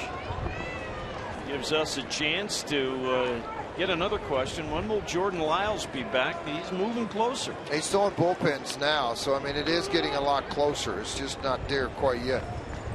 I mean, he still has the brace, the soft cast now on his hand, and really isn't going to be allowed to resume activity in a real sense until he's able to catch the ball without any pain, which he can't right now, and then swing the bat. That's the difficult part. Balls being thrown back at you obviously are not going to be any fun, and then trying to turn the bat over it, good luck with that.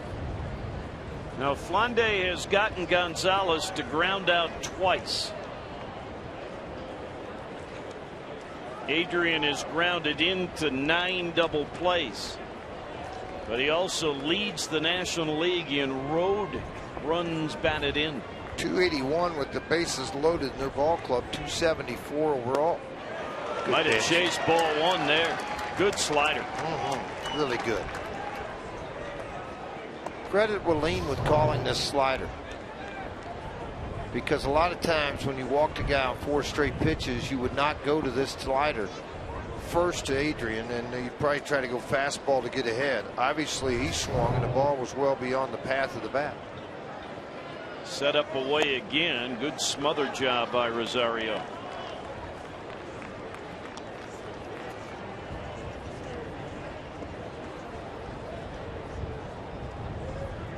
You can hear it in our field microphones. The wind as strong as it's been on a windy day anyhow.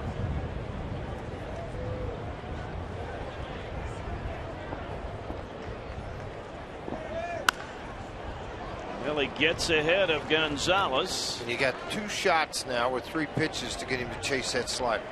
We get another medical question. Status on Tyler Chatwood. He did throw a bullpen today, I believe. He was out there doing some work in the bullpen anyway. Told me that it's feeling better, but they're going slowly with Tyler. Yeah, that type of arm, you're not going to rush it. Well, advantage Flande here.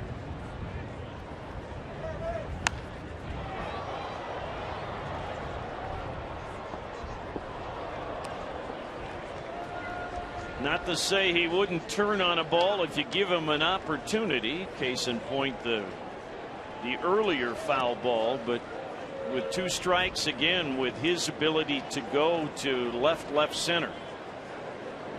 He's probably thinking, you're going to pitch me away, and I'm going to go with the pitch. And right now the Rockies back in the middle of their infield. Tulowitzki would have to take the throw from Arenado. And missed it inside, and Gonzalez made him pay. It will score 2, and the Dodgers take the lead. Adrian Gonzalez, 55 RBIs on the year and 34 of them on the road. Yeah, the Dodger ball club too, 40-14 when they score first, Jack. And that, unfortunately, have scored first here in the 5th inning against Flande. He got a fastball out over the plate, it appeared. Look at it one more time, maybe cutter, but whatever it was, caught too much of the plate from what Wallin wanted, and he just took it right back up the middle. That allowed Beckett to jog in from third, and it also allowed Gordon, who has great speed, to score from second, and Puig went to third, so they got first and third now. You know, the wind-aided double by Beckett got it started, and 4 in a row have reached now against Flande. Kemp 1 for 2. And 2 for 3, and that'll score another. And Brooks Brown, recently called up from Colorado Springs, is getting loose down in the bullpen.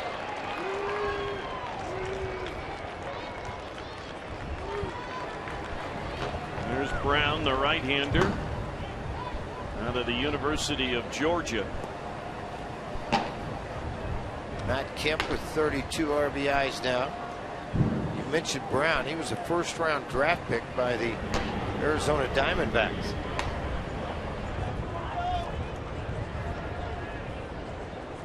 He had 6 saves at Colorado Springs. We'll talk a little more about that as we get farther into the game, if he gets in.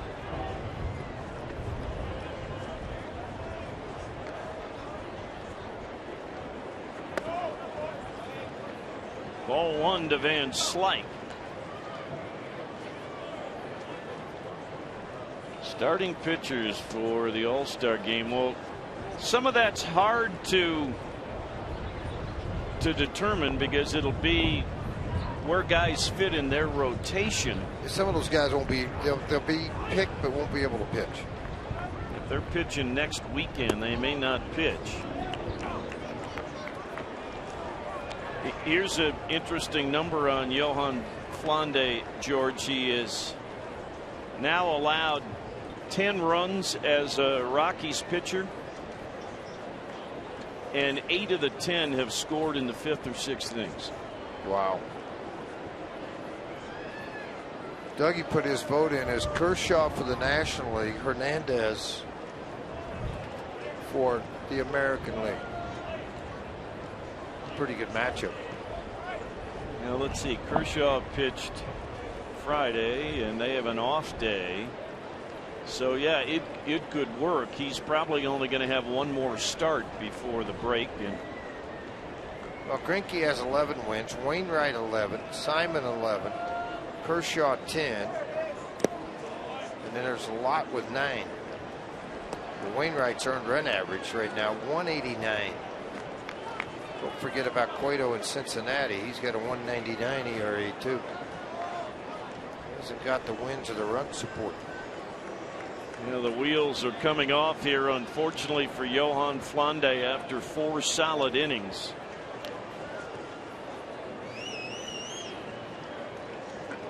A walk and 4 hits have plated 3 runs, and Van Slyke sitting pretty at 3-0, and that walk loads the bases. Bo McLaughlin just called the dugout and said that Brown was ready. It'll be up to Walt with 1 out to go out and get him or let him try to finish it. Walt's going to go get him. Yeah, they kept the Dodgers at bay till he stopped being able to get ground ball outs. And Johan Flande is going to depart with 3 runs home and 3 men on.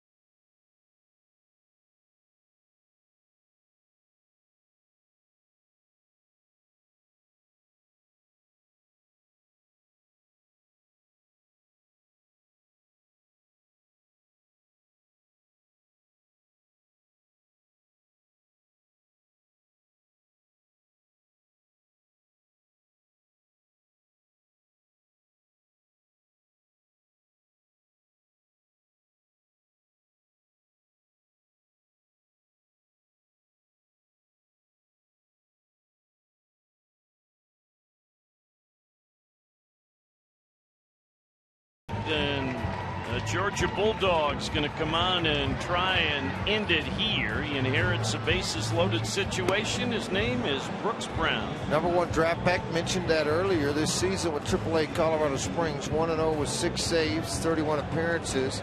The 29-year-old making his major league debut with the bases loaded. How about that? Facing Juan Uribe with your club down 3-0 and only 1 out. Looking to get the double play ball, try to turn this thing over and get out of the inning.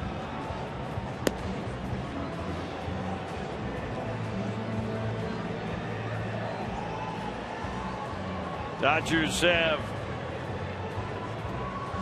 Gonzalez at third, Kemp at second, and Van Slyke at first. 42nd Rocky to appear in a ball game this year. The most was 55. That was in 2011. Good work, Dougie. Tried to stump him, didn't happen. Okay, I'll buy you an English muffin. Yeah, and there's that many, and we're not at the All-Star break. Crazy. First RBI for Kemp in the last 6 ball games. Only 4th in the last 15. Uribe is single and a fly ball to center field. Don't let him ambush that fastball early.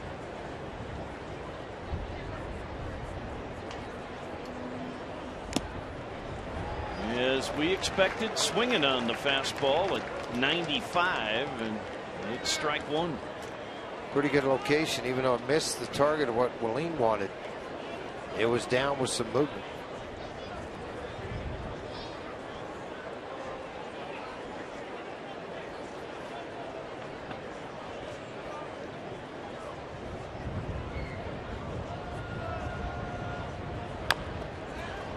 Not going to be hit hard enough except to get home. And what a play by Nolan Arenado to get Gonzalez, who wants Don Mattingly to challenge it.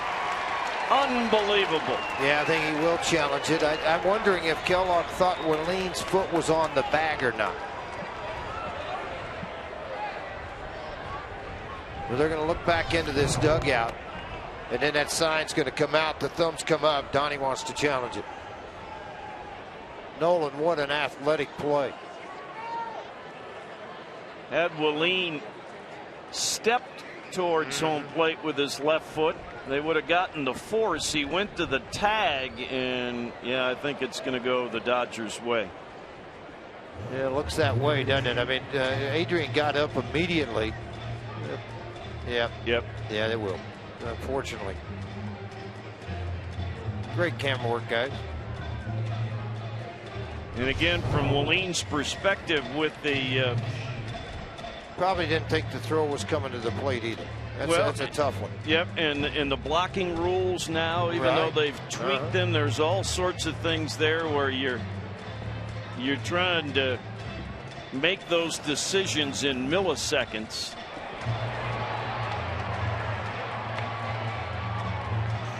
The fact that Nolan got to this play. Now, this manager's challenge is being brought to us by Subaru's EyeSight Driver Assist technology, a vigilant safety feature that gives peace of mind to every drive.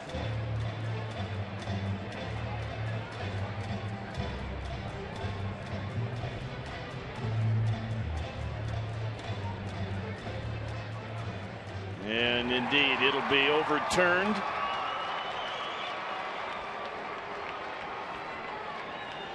And in terms of the system, nearly 50% of the challenges have been overturned. See how they score that, whether they'll give Uribe a hit or a fielder's choice. But it is 4-0 Dodgers, and the bases are still loaded for Butera.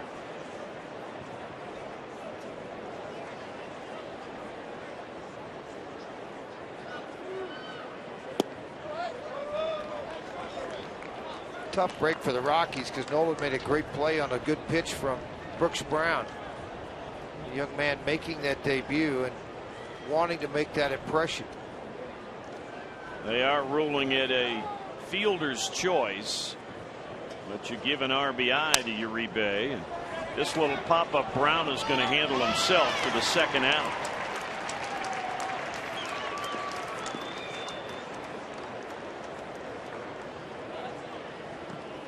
I remember seeing Brooks pitch a few times in spring training, George. Either I don't remember or had forgotten the velocity. Yeah, he throws pretty hard. And a lot of guys come to spring training. Even though you think you're in shape, you get the tired arms, you show some 89, 91s, and as they get deeper into the season, the velocity starts to peak out. And I think he's thrown the ball well the last 30 days, but was not on the 40-man roster. So to make room for him, they had to designate somebody. And Fernandez got designated today. I think he probably would have been here a little earlier. He's throwing the ball well. Rojas batting for the second time in the inning. Flied out to Blackman.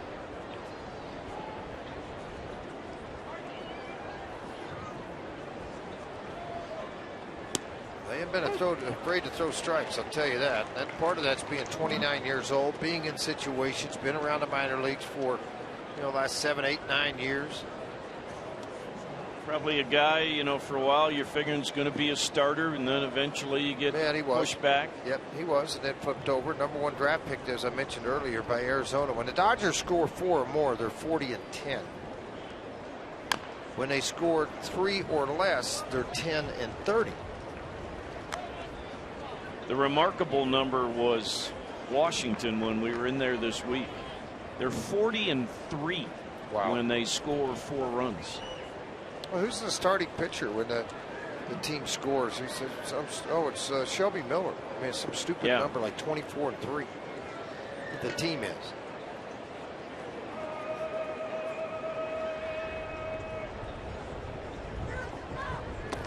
Two and two.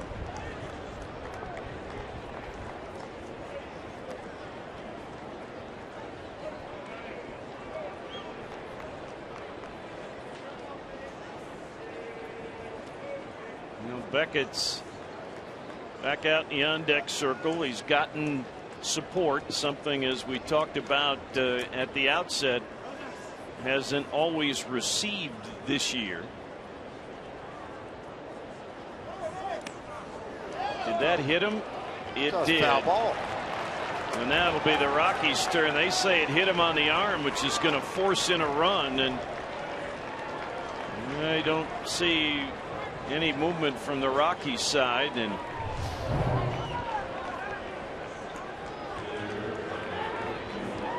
yeah, I thought it may have gotten the knob of the bat, but it didn't. That run also gets charged to Flande, and the Dodgers now have a 5-run advantage. And Beckett, who started this rally with a windblown double, bats for the second time. Caught him in the batter's box. And what happens now from LA's perspective as well, George, with that off day tomorrow, I mean, they can do all sorts of things here to try and get those final 12 outs. And they will. 15 outs, excuse me.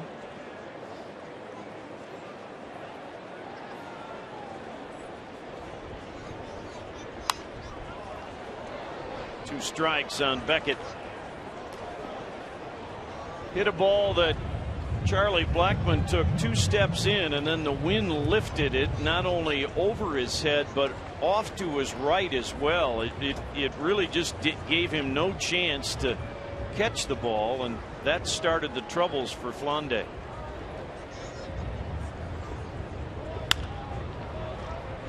Nolan will not tag the runner, but throw on to first, and that ends the inning. But the Dodgers score 5. Halfway through this one, the Rockies need some offense.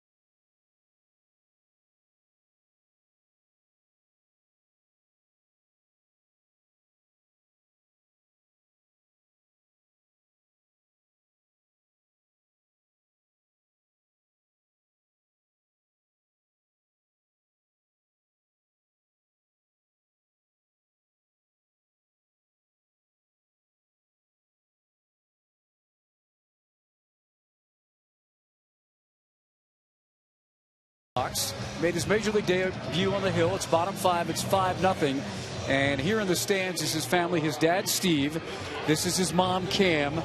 His wife, Rachel. Daughter, Riley. Older brother, Cole, is in front of me. Dad, that was pretty exciting, huh? It was. Dream come true. Yeah, 29 years old. It's been some perseverance, huh? He put in his time. He paid his dues. It was good. When did you know that he might be a big leaguer? He's always been a pretty good athlete at anything he played. You know, maybe not a big leaguer, but he was talented at it. Mom, I'm sure you had to drive him around to many games. Yes, sir. Shagged many balls. Been a long time. Been waiting a long time for it. I'm very proud of it. Pretty exciting, huh? Oh, yes, sir. Hadn't had any sleep, but we can go from there. Yeah, what, did you guys come in from Georgia? Yes, sir. We flew out of Jacksonville. We were down around Brunswick at the coast vacationing and flew out. Rachel, we were on the phone about 1 o'clock this morning getting airline tickets, and she got us one out of Jacksonville to Atlanta to here. We got here about 12:50, something like that. Wow, so Rachel was the travel agent. Yes, Rachel, is he going to get a hit here at the plate? I hope so. He better. How's it been for you, the perseverance again and the time waiting to get to the bigs? It's been a really long road. I have to say, it's been a long road for us. There have been ups and downs, but it makes this moment so much more special. And to be here as a family, I mean, it's perfect. It really is. I'm going to cry. Awesome. Thank you, guys. Enjoy the day. Special day for the Brown family, guys. Well, yeah, great interview, Mark. At 12 for 48, swinging the bat at the minor league level, but he gets punched out by Josh Beckett. That's another one you can keep your book, too. Well, I faced Beckett, but I didn't want to hurt him, so he punched me out. Well, the thing is, again, we perhaps failed to recognize how small the fraternity of Major League Baseball players is in the 115 seasons that have been. About 18,000 have played the game now. Am I close, Dougie? Doug's going to let me know right now. He is the 18,302nd to play the game. And you know what, again, and I'm not trying to toot my horn or Jeff Houston's horn, but I made 9 trips between the big leagues and minor leagues before I finally stuck. I was cut 3 years in a row from my high school baseball team. Charlie Blackmon, unfortunately, is going to have this one hook on him. So guys like Brooks Brown that don't give up, to continue to battle it and say, I'm going to get there, and then, you know, finally to put on that big league uniform, go pitch in a big league game, and you know, all of a sudden, first big league at bats out of the way. You know, his mom and dad, his daughter, they're all here at the ballpark. Big day, a good day. Well, in the wonderful book and movie Field of Dreams, you know, Moonlight Graham, that character was really to just highlight, you know, what it means, even if it's just one game, one moment in the big league uniform. Coming on is Van Slyke, and he's going to get there. Boy, that ball hung up for a long time. When it left the home plate area, I thought it was going to drop. And again, this is where you credit John Wild, the scouting staff that watched Brooks Brown a year ago and has been on the radar to sign as a 6-year minor league free agent. That you signed his inventory originally, but with thoughts he might get to the big leagues. Well, guess what? Here you are, making his big league debut on July 6th. I want to thank all the folks who tweeted as part of Toyota Talk, sending us your questions. For more answers to your questions, visit our Facebook page at facebook.com/RootSportsRM, where our game analyst will answer a bonus Toyota Talk question before the end of the game. Corey Dickerson has walked a couple of times and stolen a base. Beckett has allowed a single to Nolan Arenado off his foot and a pair of hits to Drew Stubbs. He has walked 3.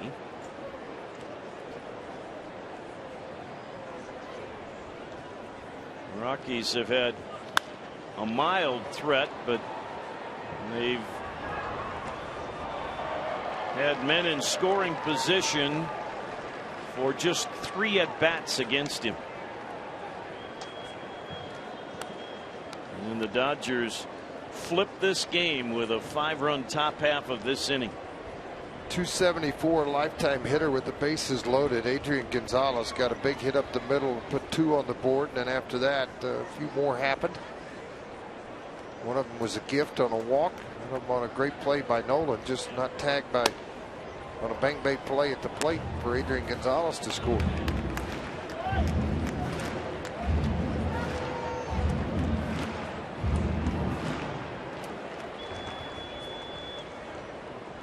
Blue sky overhead now. It is overcast here. The lights are not on. It's still certainly bright enough.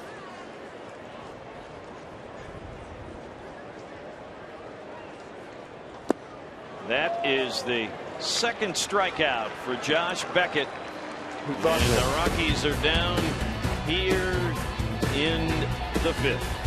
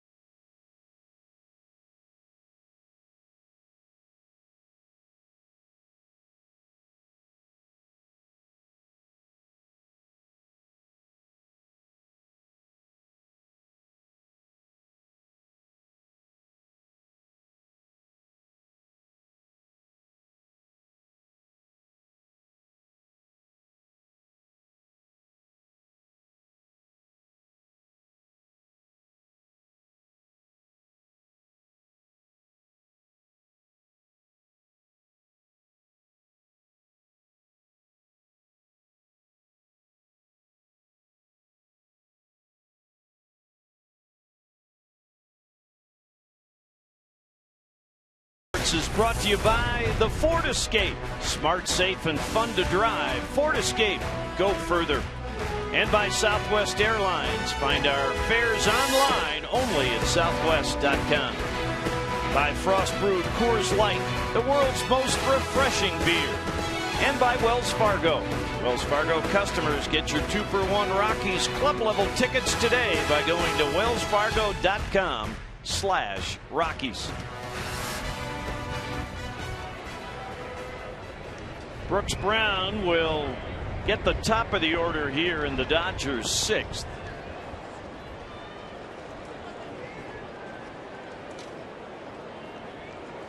D. Gordon had a base hit to left in the 5-run rally last inning. He's 2 for 3.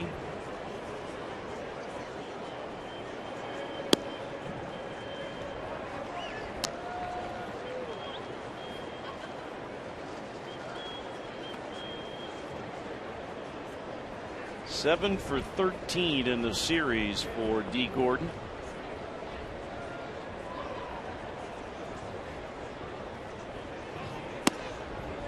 One ball, one strike. The last Dodger to lead the league in stolen bases is that man right there, Davey Lopes. In 1975, he had 77. And in 1976, he had 63. D. Gordon leads it now in the National League, ahead of Billy Hamilton in Cincinnati. And my radio partner Jerry Schimmel would always be quick to point out that Davey Lopes is a graduate of Washburn University in Topeka, Kansas. Yeah.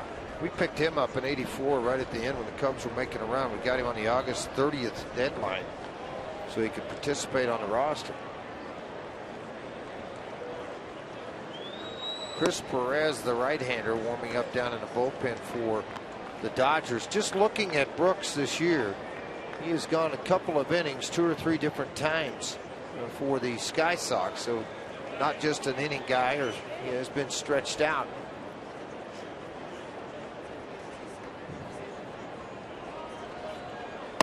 Got him.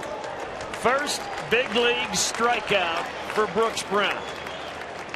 Well, he was sitting in Omaha yesterday wondering, quite honestly, when the next game was going to be, at what time of the day game today in Omaha. Well, now you're in a day game at Coors Field and you're striking out D. Gordon with 35, 40,000 people watching you do it on the Mike Shaw Subaru Super Mode. The last game he pitched in was on July the 3rd.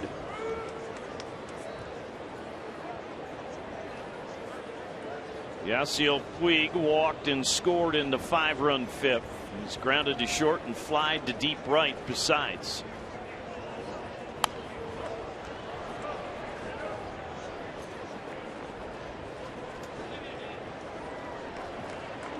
You know, we talked about it, George, with the off day tomorrow. Beckett's thrown 80 pitches. He has been in control, but he was on the bases.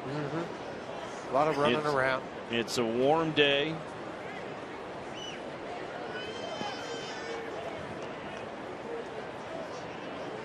And frankly, there's a few of those guys in the Dodgers pen. Oh, good breaking ball there. A few guys in that Dodgers pen who probably could use the work in terms of trying to get back going again. Perez being one of them. Yeah, Perez one of those, Maholm another. Here's that hard slider swung on and missed by Puig on the outside corner. Mike Shaw Subaru Super Mo brought you that look.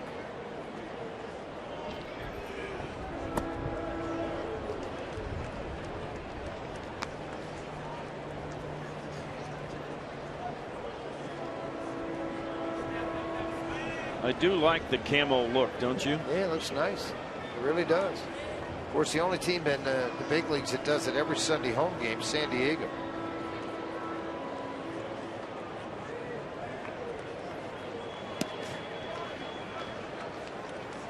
Two balls, two strikes.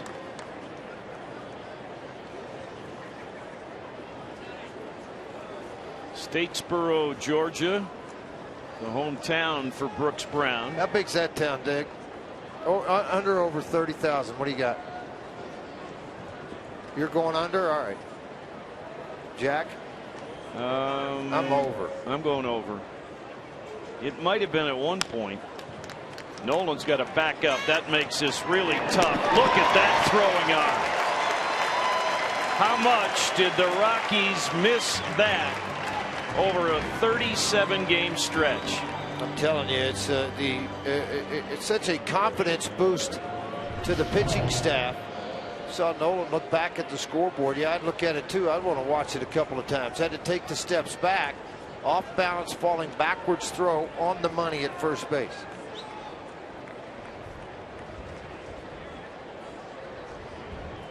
Walt Weiss says what separates Nolan from, and in Walt's case, he calls him the best third baseman he's seen in person, is Nolan's ability to finish plays. And we saw that right there. I mean, graphically saw that there. By the way, we lost 29,779, but I think we're fixed. Yeah, I'm going to check that in the break myself, you know. You notice I put it right up close to it just to torment us further. 2-0 on Gonzalez, who had one of the big hits, had the biggest hit in the Dodgers' 5-run fifth. How about this? It's kind of inspirational for Blind Willie, Mattel's song, and Statesboro Boulevard, made famous by the Allman Brothers. Yep. Statesboro's Blues. Oh yeah, well that's one of my favorite songs. I mean, I knew all about Statesboro. 3-0 on Adrian Gonzalez. Well, you didn't know all about it because you went over and he got under. And well, I think I'm going to check. I'm going to check. 29,000. Come on, Dougie. 770. Nobody's moved in lately. Well, it's 2010 census. Come on. Yeah, that's right. I'm with Jack on this one. Tell Mark to go ask Mom and Dad. We're going to get the truth. We got breakfast bed on this. Come on.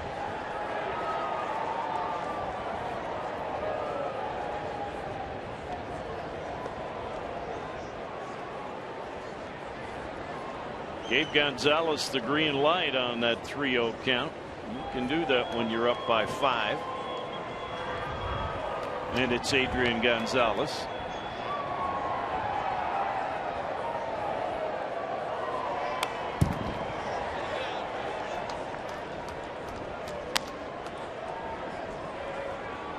.27 pitches now for Brooks.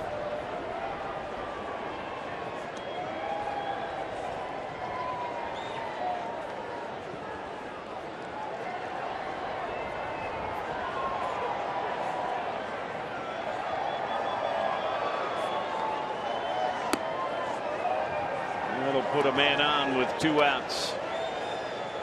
Oh, that is ball 3. I had one ahead of myself. That's the computer got me going there. Got you excited. Yeah.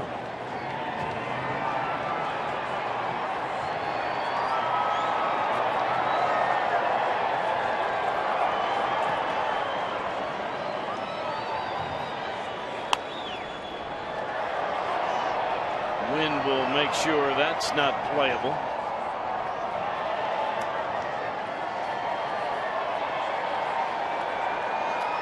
Here's the AT&T fan photo of the game.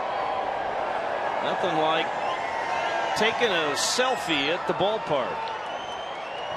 On a night here at Coors Field, just tweet us your photo to #COFanPhoto for a chance to be shown in an upcoming game broadcast.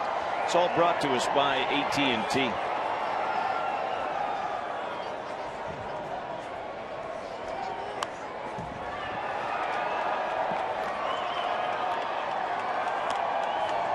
Dodgers, as we've talked, are heading to Detroit for 2 games with the Tigers, Tuesday and Wednesday. Then they'll finish the break at home, 4 with the Padres. And then they have a long road trip after the All-Star break, St. Louis, Pittsburgh, and San Francisco. But in the Dodgers case, that's not the worst thing in the world, since their record on the road is much better than their record at home. Yeah, much better. You're absolutely right with that. The Dodgers this year out on the road have a record of 28-17, 22-23 at home.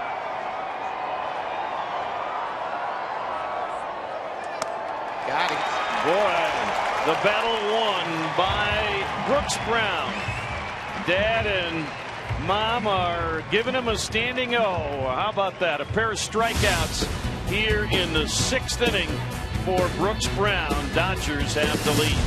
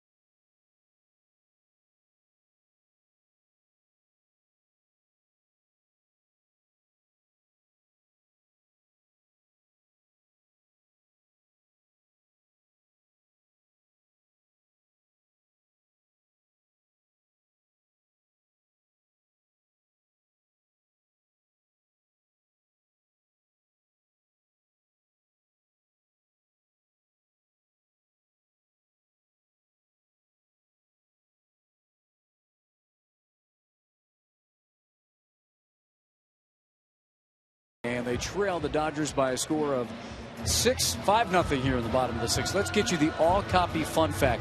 You know, it's a big day today for Brooks Brown making his Major League debut. 35 years ago, it was a big day for our own George Frazier, who in 1979, on this day, July the 6th, in Atlanta Fulton County Stadium, second game of a doubleheader, picked up his first major league win. George, you threw the 9th and 10th innings for the Cardinals against the Braves. Yep. I did. Gary Templeton hit a home run. Are you sure? And got you the victory on this day in 1979. Where's that baseball at? It's actually at home in a trophy. Actually, what I've started to do, Mark, with all my collection at home, and from wins, saves, base hits, all those kind of things, Jack, I have the 4 kids draw out a number, and I have the balls numbered in a box. So if they pull out number 1, well, last year my daughter got my first hit, another son got a first save, another one got a first win, the other one got another win that I had of things that I had saved while in St. Louis. Mark, that was fun. Thank you. I appreciate it. Not a problem, Frazier. Bo McLaughlin pitched in that game for the Braves. Was he the losing pitcher? He was not. He came in and just got the last 2 outs of the game. I'm teasing. I'm only teasing. There's Bo out in the Rockies bullpen, supervising Matt Belisle getting ready. I had an expensive phone bill that out the Marriott Marquis downtown. We stayed in the same hotel. Stayed in there with the Rockies. Chris Perez, former closer. He has 6 holes on the year, 485 earned run average. He's 0-3. He has pitched in 33 ball games. Beckett's day was over after 3 hits, 3 walks, 2 strikeouts. He threw 82 pitches, but Jack mentioned a hot day here at the ballpark, 90 degrees, humidity, had to run the bases. He was done.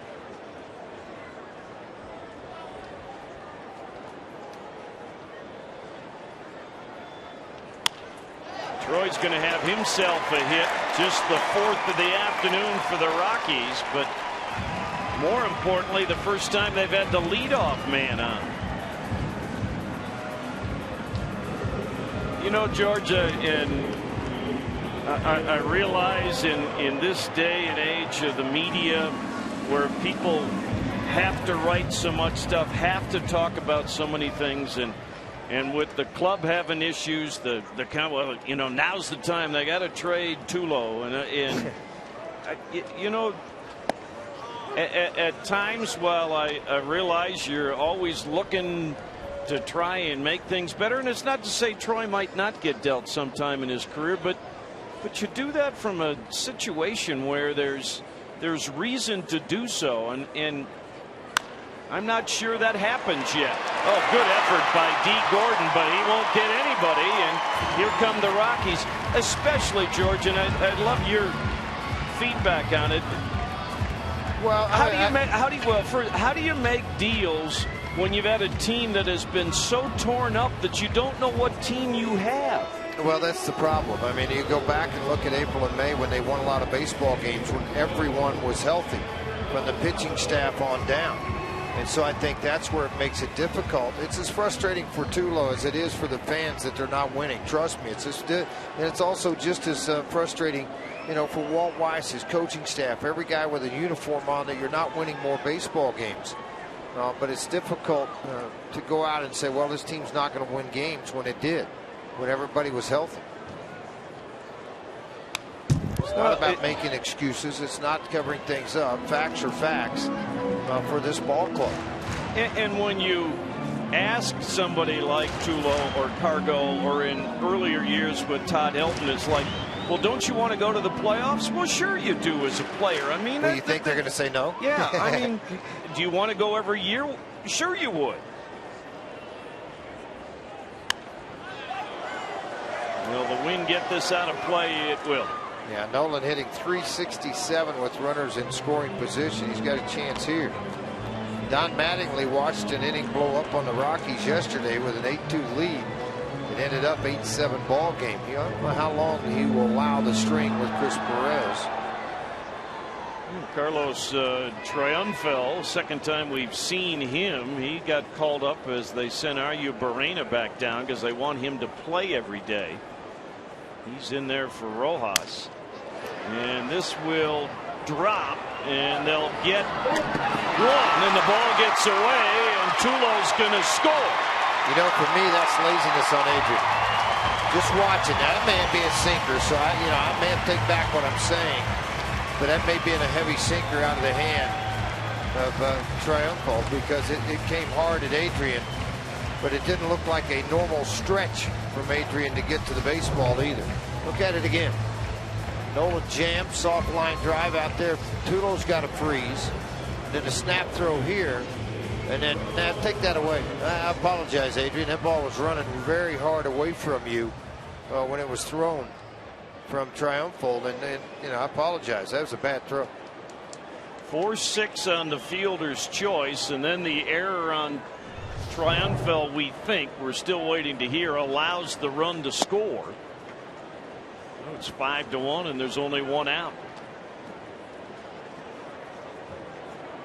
Ball 1 to Willeen. And it is on Triumphal.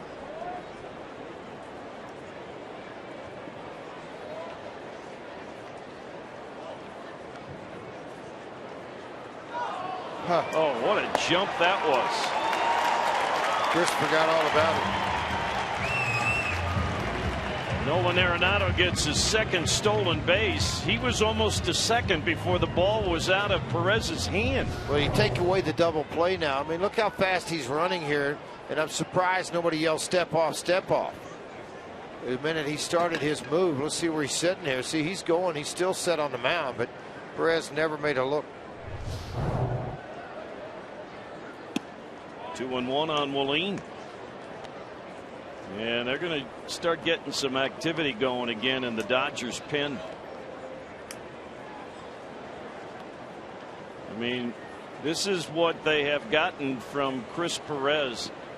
Some inconsistency.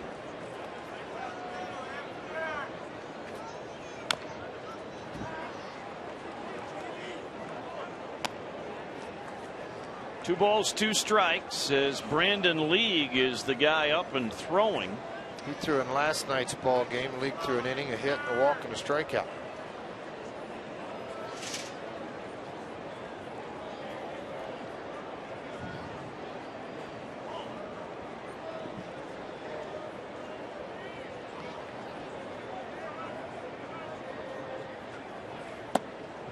And a full count.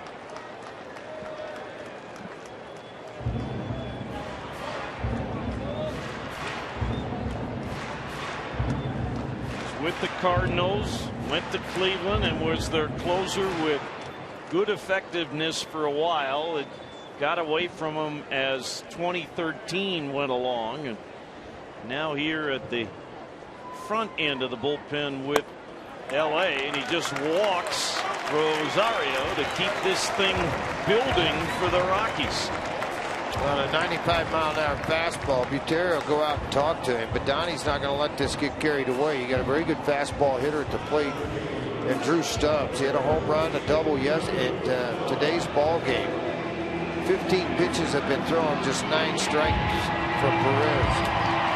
And part of the reason that League is up in what would be early is what we talked about yesterday, George. He hasn't allowed a home run this year, while Perez has served up 5. Heavy sinker, what keeps the ball in the park. Stubbs' first time through 17 chances with runners in scoring position was 1 for 17. His last 11, though, he's done very well. 11 for 34 overall now at 324. Things have changed for Drew Stubbs. A double and a single today. Home run yesterday.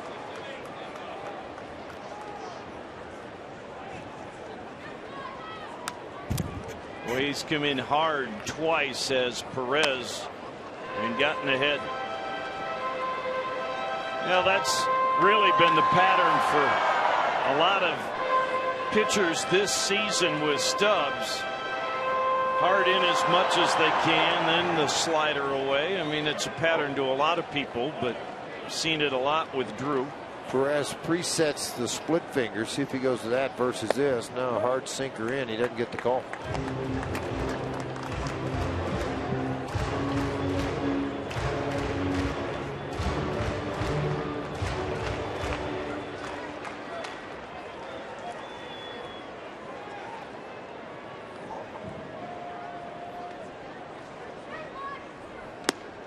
Two and two.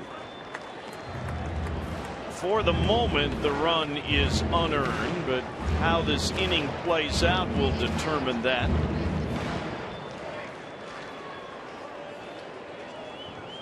If Stubbs can get aboard, you get the tying run to the plate.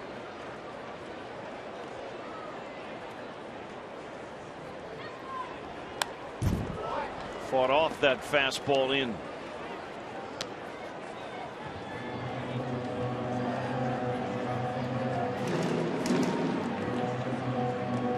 Other than that one that really missed outside. Look at that pattern, George, on the forward strike zone. Really trying to bury everything in. The only one away was that big old sweeping slider. Tried to get him to chase. He didn't do it.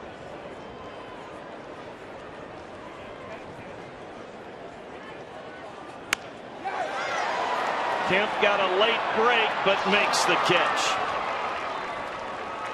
Kind of a humpback liner again. They got in probably below the trademark on Drew. He just couldn't drive it. Hard sinker down and in, but Kemp, I thought with this topspin, might have hesitated just a little bit enough to give the Rockies a chance to get Nolan into home plate, but it didn't happen.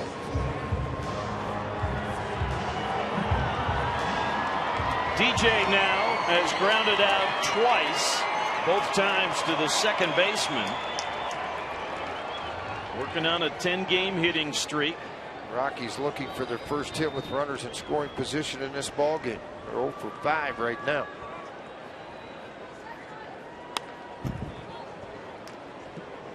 Tried to time up that slider. Has 20 of his 24 RBIs out of this 8th spot in the order. And that's the highest total of any individual player hitting out of the 8-hole this year. Not just the Rockies, the whole league. Now he's down 2 strikes.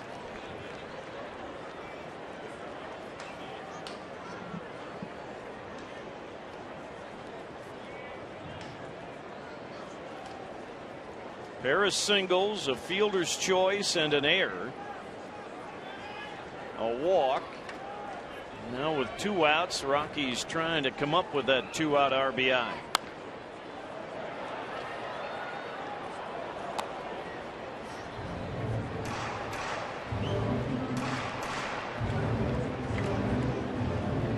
You know, they've made this, probably would have been the case anyhow, but they've made this a 1-inning at best for Chris Perez.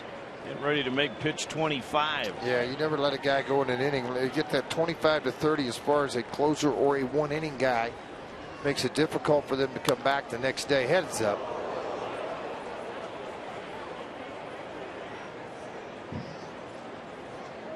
Shot right into the Rockies dugout.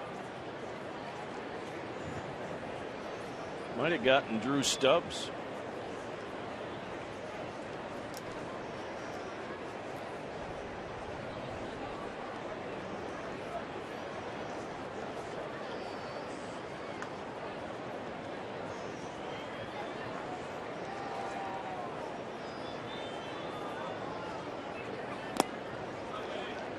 They wanted that in. He missed it all the way down and away. 1-2 on DJ.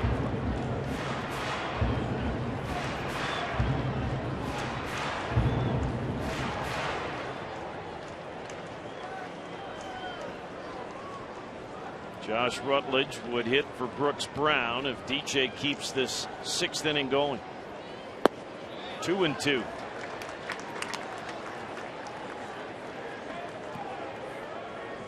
If you're Don Mattingly and Rick Honeycutt, if he were to end up walking LeMahieu, would he make a move? I would. I don't think he'll hesitate either.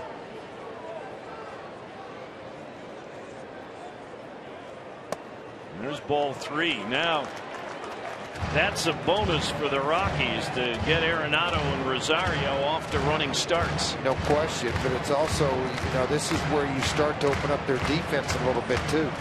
They get back a little bit farther. There's Honeycutt on the phone. This is he ready? This is going to be Perez's last batter.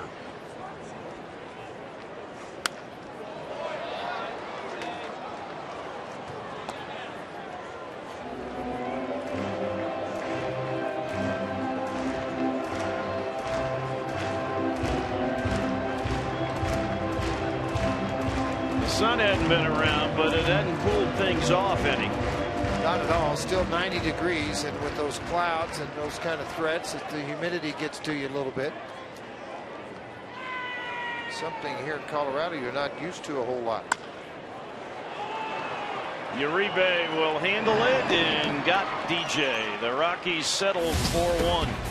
After 6, they trail by 4, 5-1.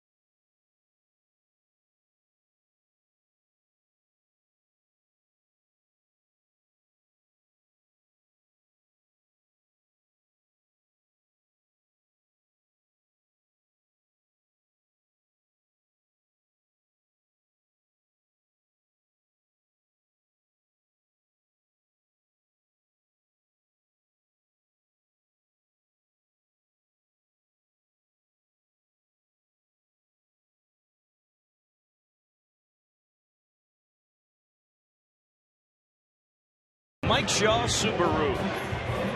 Rockies and Dodgers over this holiday weekend with a 4-game affair. The Rockies need to keep rallying to gain a split in the series, and we'll have a new Rockies pitcher here for the 7th.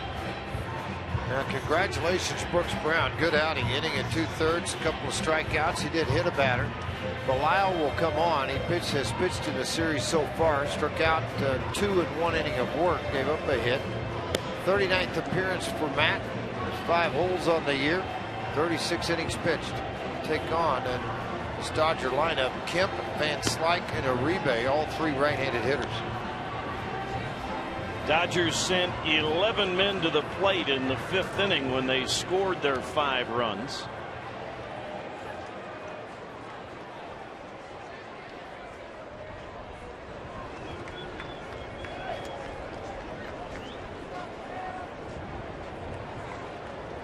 Kemp was a part of it with an RBI single, and then later scored as well.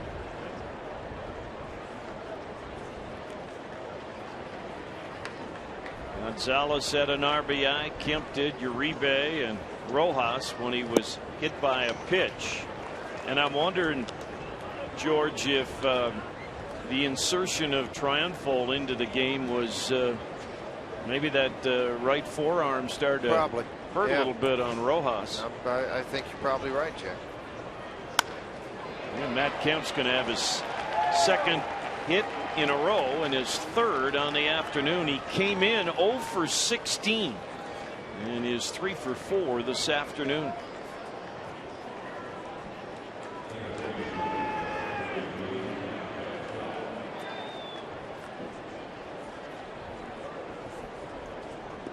Van Slyke walked to load the bases in the 5th.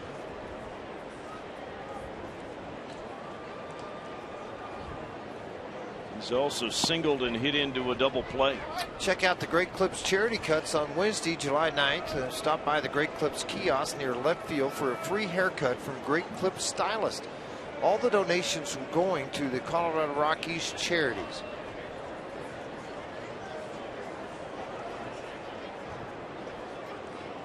Kemp has 5 steals. He's been caught 4 times.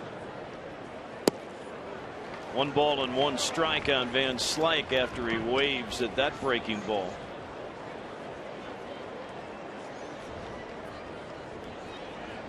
talking before about Scott being a better defensive outfielder in center field than you would think at first glance, but you know, almost like when you look at the lineage in thoroughbred horses, Dad was a pretty good defender. Yes, he was.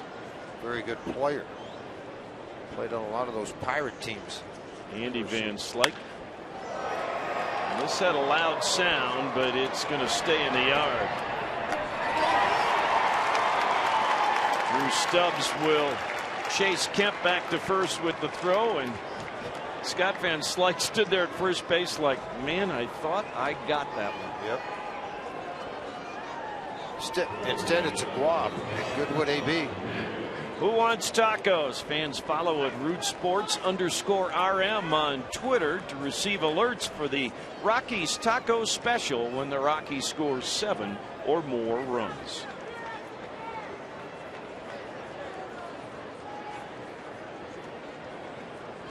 Juan Uribe, a single in 3 tries, a little chopper for a fielder's choice as he fouls off the first pitch.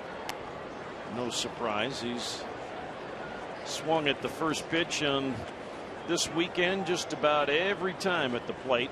He chopped a ball with the bases loaded, and Nolan Arenado made a great effort to try and get the ball to the plate, but the tag was just a little late by Willeen Rosario. He wasn't in position to step on the plate. Uribe again with that slash.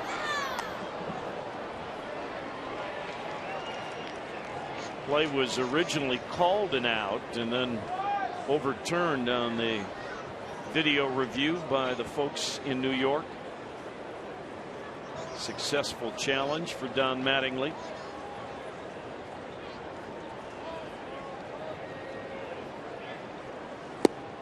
Did he go? I thought he did. So did Brian Onora, and that's a punch out for Belial. Down in the zone, spot your fastball, then you can come back with the breaking ball. You did offer it. No question. Good call by Willeen to point and force the issue and get the strikeout. Pair of outs after the leadoff single. Drew Butera, a base hit in 3 tries.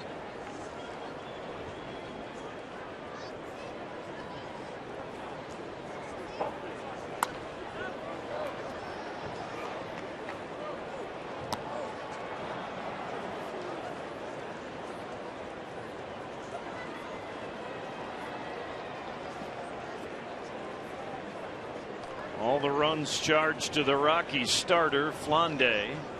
Brooks Brown in his major league debut had a couple of strikeouts in an inning and 2/3. Although his hit batsman of Miguel Rojas did force in one of the runs.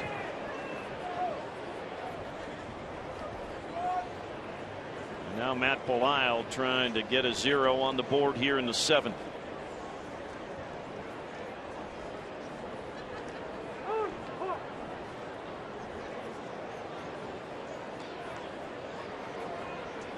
Giants are up by 4, 5-1 in the 8th inning at San Diego. And the D-backs ended a 9-game winning streak for the Braves. This will be back in the crowd. Charlie Blackmon gave it a look. Wade Miley had gone through a really tough stretch for the Diamondbacks. He's won his last 2 starts. Yeah, the other night he had a 2-0 lead, and in the 9th it got a little shaky. They cleaned it up and able to get the win.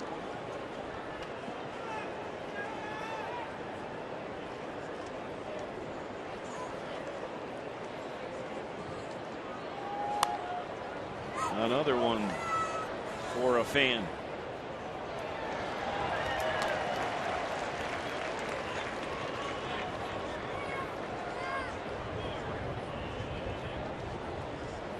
Gonzalez making the start for St. Louis today. Miami won that game 8-4. Henderson Alvarez pretty good for the Fish.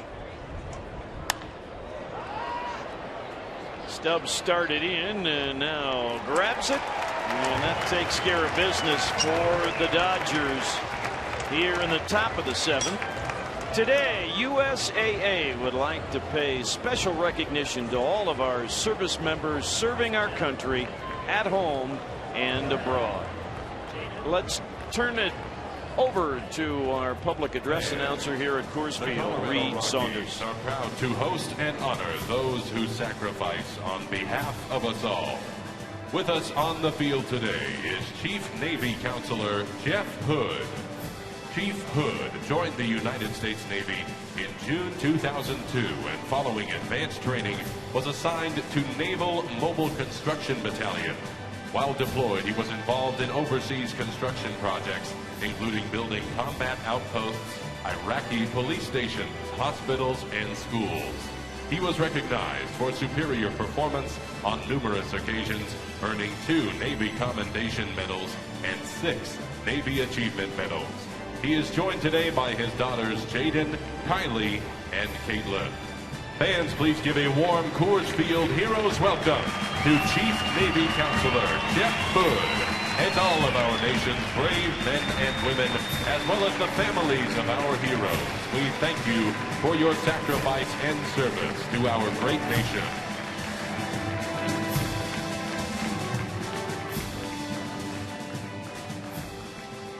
Fans, please rise as we honor our great country by the performance of God Bless America.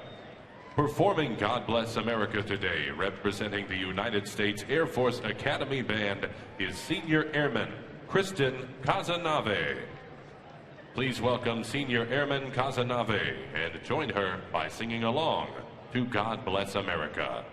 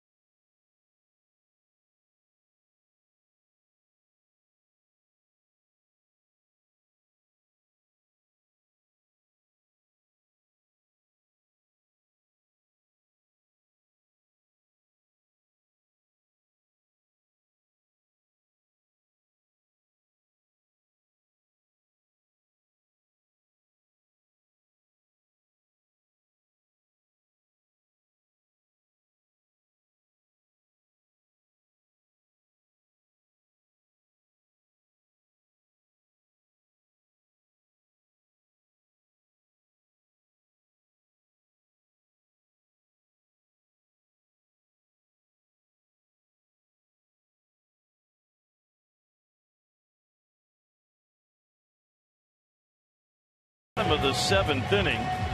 And we will get a pinch hitter against Chris Perez, who will go out there for a 2nd inning. After Matt Belisle works the scoreless top of the 7th, Josh Rutledge will pinch hit here to start the Rockies half of the inning.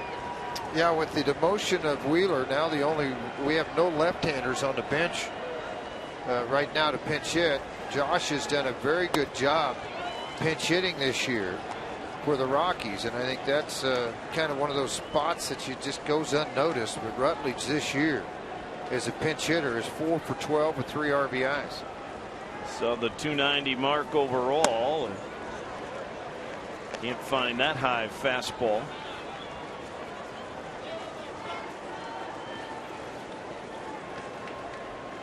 Rockies have been out hit 10-5 so far.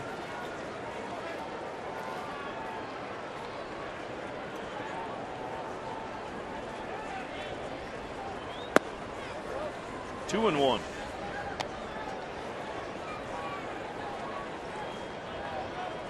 Ironically, the Dodgers have the 10 hits and only 1 extra base hit, and I say ironically because the extra base hit came from Josh Beckett. And that was the hit that started the rally with 1 out in the 5th inning when the Dodgers scored 5 times. Rockies have 1 extra base hit, a double by Stubbs.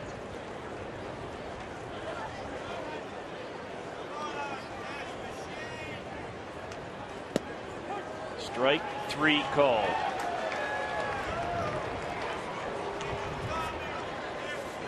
Perez gets his first strikeout. Fastball on the outside corner, and that's not where Butera wanted it. He wanted to try to ride it up in the zone above the hands and get a swing and miss. Mattingly will now go to the bullpen, and I think he'll probably go down and try to get the matchup with 2 lefties coming in a row. It'll be J.P. Howell coming on for the Dodgers. More in a moment from Coors Field.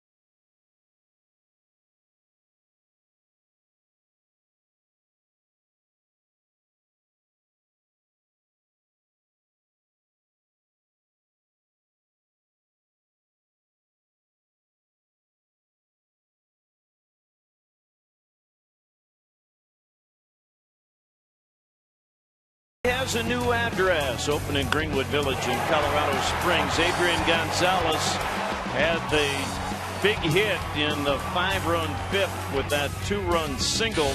Josh Beckett got it started with the double, but he did most of his damage with very solid pitching. Blanked the Rockies in his 5 innings of work and has a chance to get a win if the bullpen can bring it home for him. And the lefty J.P. Howell will face Charlie Blackmon. A workhorse, to say the least, and how very difficult against left-handers to get good swings. Fastball will be 84 to 88 with a lot of movement, but he has a very good slider, changeup mix to go with it. He'll fire a curveball at you, multi-use guy. 30 innings, you can see that in 40 games. So he's here to get the lefties out and get in the dugout. Blackman, the 2 outs were fly balls to left and center. 1-1 on the Rockies right fielder. You know, I talked about it with Brandon Legan when we showed those stats at JP Hall. How about that from the Dodgers? Granted, they're pitching half their games at Dodger Stadium, but Howell and Brandon League have combined for 70 1/3 homerless innings. Yeah, well, they come in and it's a short shot that you get to see him. Donnie doesn't let him get exposed to power right-handers, but they've seen a lot of left-handers. League was warming up in the previous inning to get Perez out of that if Donnie needed him. Dodgers have allowed more home runs than they have hit this year, but the bulk of those have come from the starters. The bullpen pretty stingy in that regard. And Rockies down 4. They're looking for base runners right now. The Dodgers starters are 44-24. Best winning percentage at the major league level. Their relievers are 6-16. The worst record in the major leagues. Strange, isn't it? They got the best staff in all of baseball, though, that's for sure. Gordon's throw to first is in time. Didn't panic and made a sure throw. 2 away.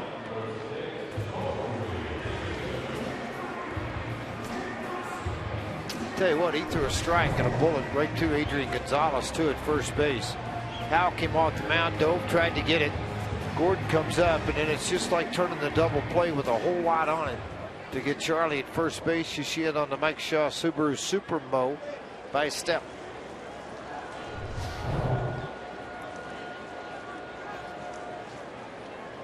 Corey Dickerson on base twice. Rockies have had some walks today, 4 by Dodgers pitching. Not able to cash them in. The wind will, I think, keep it in the yard. It does. Rockies are done in the 7th. Dodgers holding on to the 5-1 advantage here at Coors Field.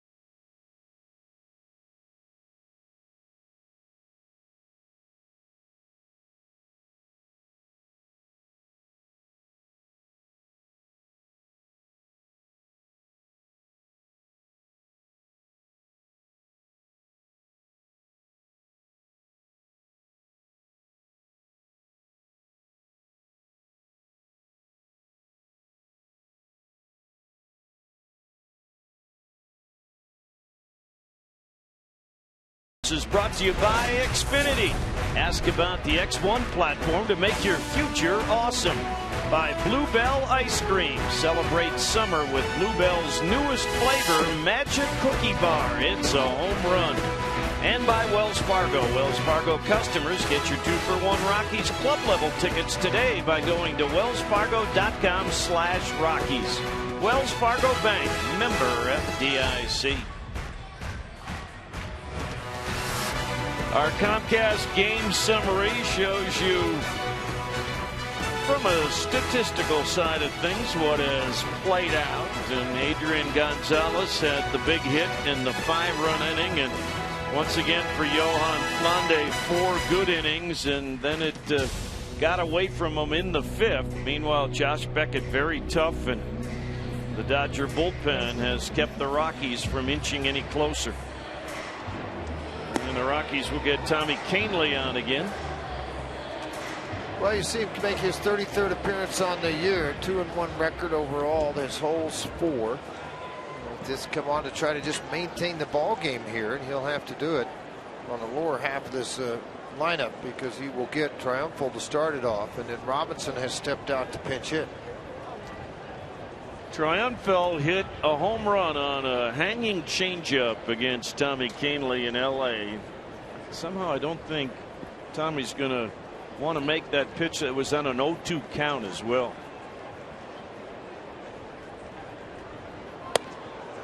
Buzzes him with a fastball. Kahnle now with his 33rd appearance is tied for 3rd in games appeared in right now among the rookie pitchers in baseball. You know, a Rule 5 pick that worked out. I have said it in the past. Pat Doherty, who had the Eastern League last year, Will George, Jack Gillis, and then the push by John Wild, the pro scouting director, to make that initial pick in the Rule 5, and then to have it work out. Here they are in July, and statistically not a lot of Rule 5 guys make it at the big league level, and not a lot of Rule 5 guys have some important innings if they're a pitcher in their first half, and Tommy Kahnle has become increasingly more valuable as this season has gone along. Maybe overthrown a little bit here, and walked him on 4.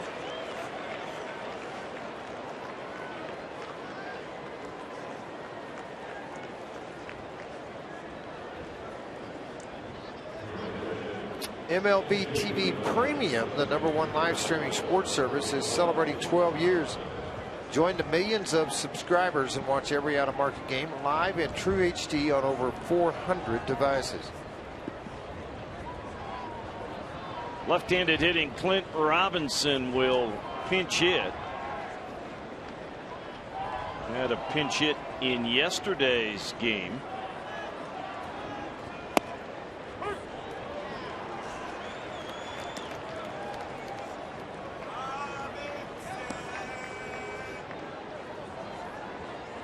They are looking for a left-handed bat to come off the bench, and so far Robinson has been that guy. He hasn't had a lot of at-bats, but he's 2 for 5 with 2 RBIs as a pinch hitter. 1 ball and 1 strike on him here. 2 for 5 as a pinch hitter and 2 for 8 overall. So not much time in a Dodger uniform for this gentleman.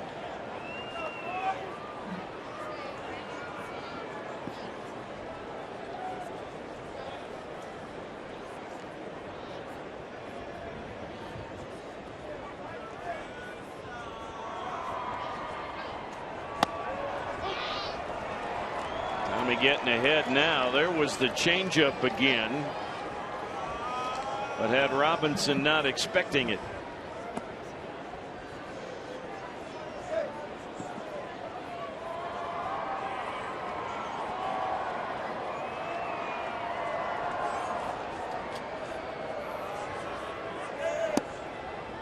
Two and 2.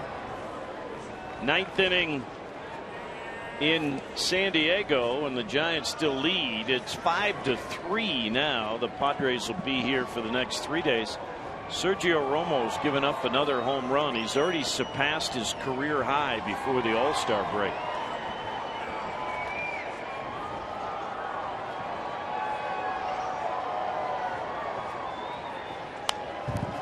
Makes you wonder, George, a little bit if the Giants hang around, and they certainly should at this point. Even with the bad stretch they're going through, they're still within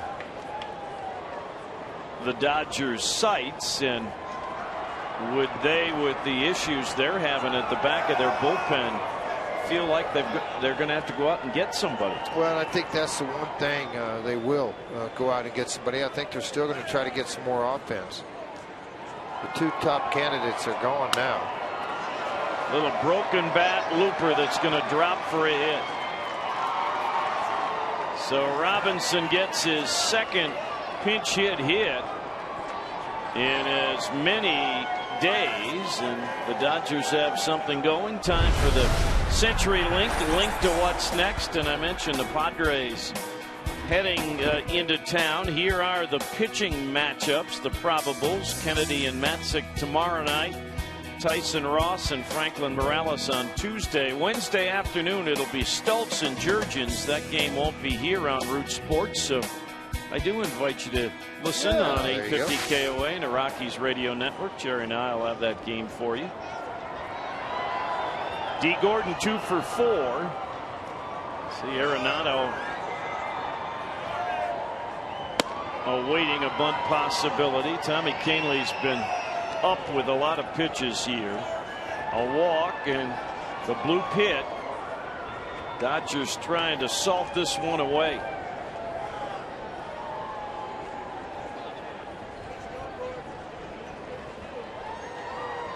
Well, other than the one big inning where they had 5 runs on 4 hits, a couple of walks and a hit batsman, the Rockies pitching staff done a pretty good job here. Kahnle needs to clean this up. Yeah, even with the people that the Giants can employ at the back end, especially their closer Kenley Jansen, you're still in this down 4. So there's no question you are. You shut this inning down. Still got 6 outs to get 4 runs.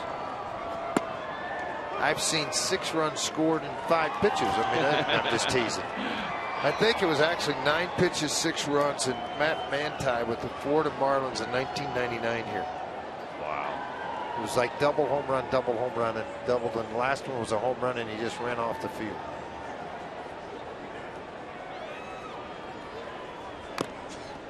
That bunt goes foul. Boy, that was a great effort by Rosario, but just foul. Well, and of course, the Rockies had that remarkable 9th inning a couple of summers ago when they were down 6 runs in the 9th inning, ended up scoring 9. Was that the Cardinals, wasn't it? Yep. I knew there was another one that Cargo hit a grand slam against the Cubs.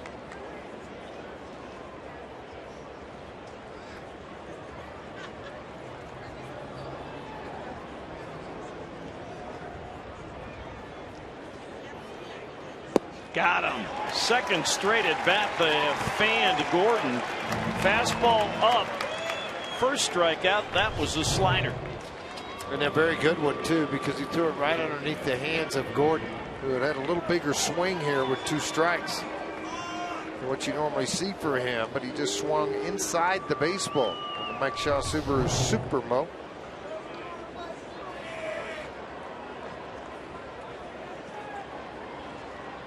Puig has a walk on the day and a run scored.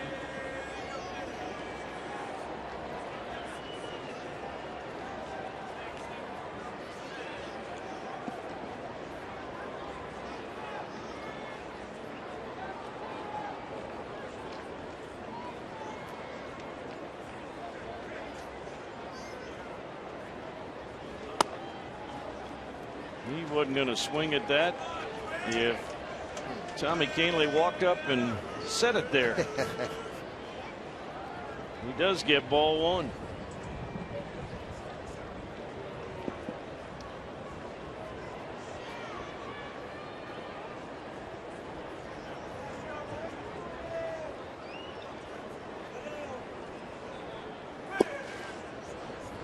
You know, sometimes I think we were talking earlier, George, in your case out of rural Missouri, Brooks Brown making his major league debut. I mean, you think about a kid like Tommy Kahnle living up around the Albany area of upstate New York, and now here I am in Denver, Colorado, facing a guy from Havana, Cuba. Who would have thunk it?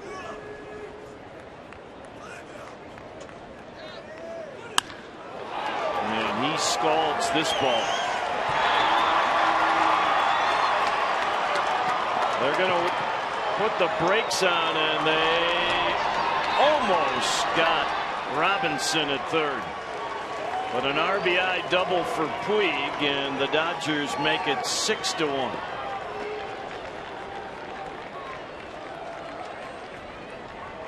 $50 RBIs right on the money for Puig now. Yeah, there's that fastball when you're back in the count. You let Puig get a good swing on you, and he did. He got a really good swing, drove that ball into right center field, fielded perfect by Stubbs. That's what prevented the second run from getting in. But instead of maintaining the game, now it's expanded to a 5-run lead for the Dodgers. Only one out with Adrian Gonzalez at the plate. The infield will come in. If they would have sent Robinson, he would have been out by 20 feet. Adrian Gonzalez, a 2-run single, and Tommy Kahnle again struggling to get on top of the baseball today. Lots of pitches up.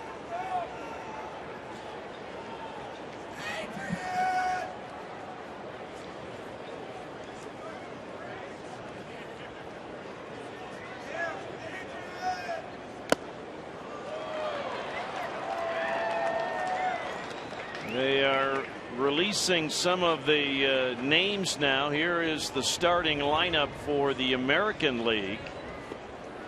And Derek Jeter, that'll be his 9th time as the starting shortstop. Josh Donaldson's a good young player at third base for Oakland. And there's a lot of athleticism and a lot of pop in that outfield. Yes, there is. Trout, Jones, and Cruz. Nelson Cruz thrown out at third last night on a bang play when he was going for the cycle yesterday. Got to go for it, right? Oh, without question. But he's had a great year in his first season in a Baltimore uniform. Kahnle ahead of Gonzalez.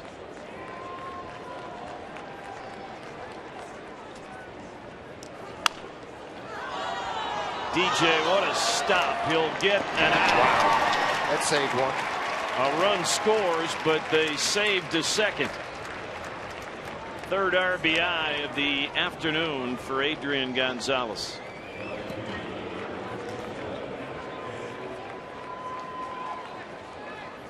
Tell you what, ball's not hit very hard, but because Kahnle falls in this direction, it's up to DJ to try to get this baseball, and from his knees he throws to first and gets Gonzalez.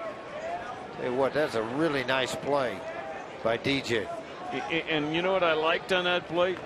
Watch his head immediately come up. He's looking to see, do I have a play at the plate? Maybe. I got to get an out.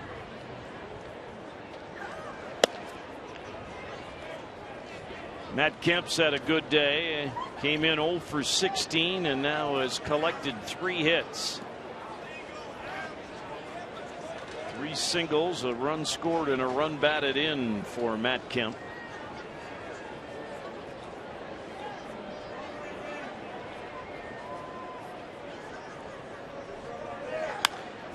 And Kemp's going to have a 4-hit day and another RBI. Breaking ball whacked into center field. And now here are the National League All-Stars, at least in terms of the starting lineup. And Troy Tulowitzki is back again as the starter for the National League squad. Going into the last week of voting, Troy was the leading vote getter in the league. Paul Goldschmidt gets the nod at first base. You see Yasiel Puig going to the All-Star game. And Gomez and McCutchen there in the outfield with them. Those are Two awfully talented outfielders. Well, the last thing Walt wants to do, and honestly, I think he was hoping that Canely might be able to go out and give him some length here, give him a couple of innings. Congratulations to Troy Tulowitzki and his family. That's an awesome honor. And I know he'll represent the Rockies well, and I hope Morneau or Blackman, one or both, get to join him. Charlie Blackman will grab this fly ball. That'll end the inning, but the Dodgers tack on 3 more, and they're up by 7 in the 8th.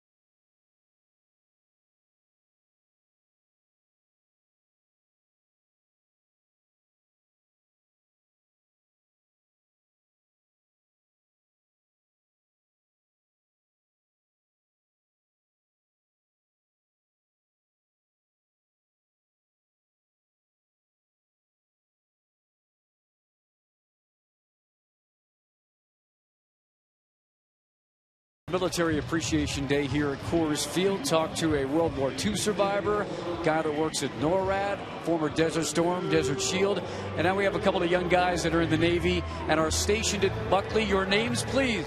It's Petty Officer Sarmiento and Petty Officer Jacobson. Now, you guys are the same rank. Do you do the same job?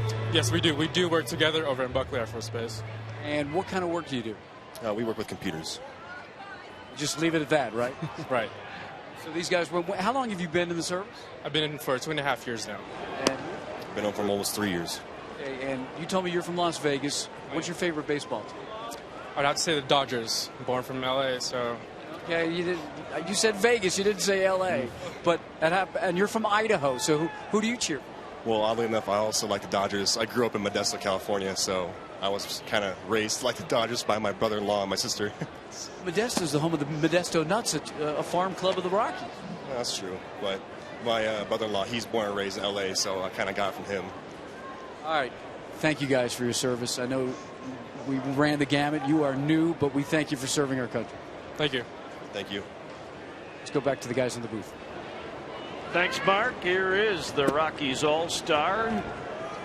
They have not made the announcement yet here in the ballpark. Tulowitzki with 100 hits in his last at bat. His 6th, which leads this. He leads the team here. The most hits in a season, 177 for Tulowitzki. That was in 2007. There have been 126 times a Rocky has had 100 hits in a season. Todd leads it with 13 seasons with 100 or more. Walker 7, Bichette 7, Castilla 6, Tulo 6, Fowler 5, Holiday 5. And 74 different Rockies have 4. Full count as Tulo faces Brian Wilson. See the numbers. He has probably had the most trouble. That ERA at 5.5. Command of this fastball kind of disappeared earlier, and he started to go strictly cutter. You know, trying to get him back to the fastball, which is 90-93 still. But he walks Tulo to start the inning. Another cutter.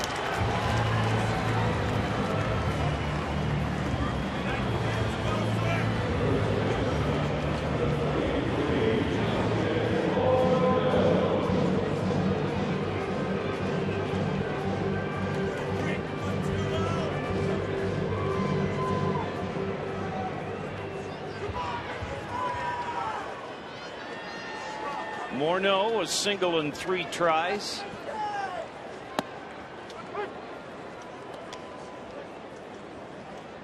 Wilson was very good for the Dodgers in August and September last year, and they brought him back as a free agent, searching for it this year. 18 out of the last 20 outings for him have been scoreless, but the earned run average still, you can see it's 556 now, so you can imagine what it was prior to that. Bruce Bochy said this is one tough customer. When he was a closer for the Giants, never turned the ball down. Knew there was times he probably shouldn't be pitching, and he was pitching.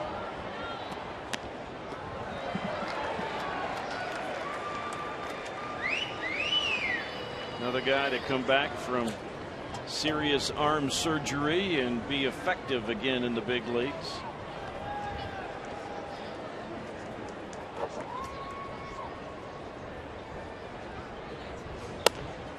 Two and two.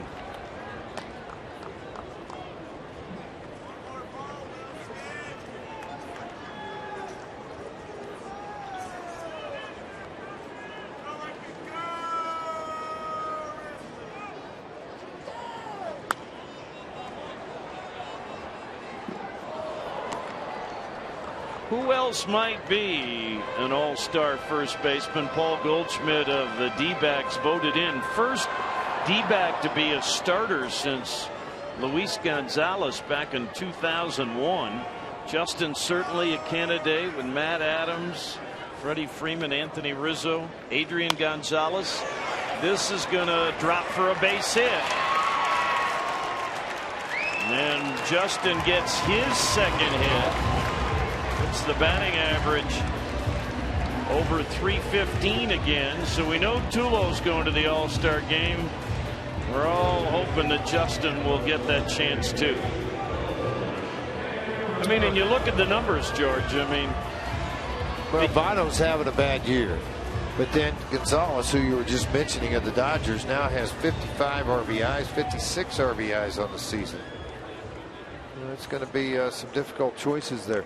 Plus, you have to pick one rep from any team, every team, and that helps Anthony Rizzo's cause. After the big trade by the Cubs the other day, Rizzo becomes the likeliest candidate to be picked by the group to join. Starlin Castro's had a decent year, the shortstop, and has come on of late.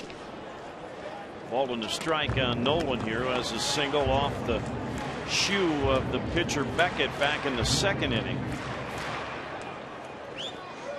Stole a base in the sixth when the Rockies got their run but couldn't get any closer, and the Dodgers added on here in the eighth. 1-2 on Nolan. Talking with Tracy Ringlesby about that the other day, George. I mean, it's, you know, Tracy made the point. He said, you know, no matter how many people they decide to have on the roster, you're going to leave somebody off who probably deserves the recognition. Yep, I would agree. And the discussion about having a rep for every team has some value. Going back on this ball is Van Slyke. Tulo will advance, but Morneau will hold on the first out of the inning. Nolan hit that well, though. Maybe his second best swing on the weekend. I would agree. Hit the ball, drove it deep, just a little bit underneath the baseball. The wind is okay. I'm really messed up. I mean, I'm home from Oklahoma. The wind blows all the time, but Old Glory's blowing predominantly straight down, and every 100 feet to the right is blowing out. I'll be all right. Yep, nothing there on the left side of the scoreboard. And way over on the other side. Yeah, way over 100 feet, maybe 200. It is blown out in the middle of the field. The flag's above the rock pile, going pretty steady. Willeen walked last time up, 0 for 2 officially. A challenge there. A good fastball from Brian Wilson. But you get back to, I mean, how do you feel? I mean, should there be a rep from every club? Well, I think no. To be honest with you, no. I think it should be the top players, whoever are voted by the fans and then picked by the manager who's managing the National League and American League. Let them go. There's a lot of lobbying that goes on to get pitchers on, certain guys on, bullpen help on. So many starters get to go, though, and it's only a 9-inning game. And they've done away with that in the NBA because there's way too many teams for the number of spots.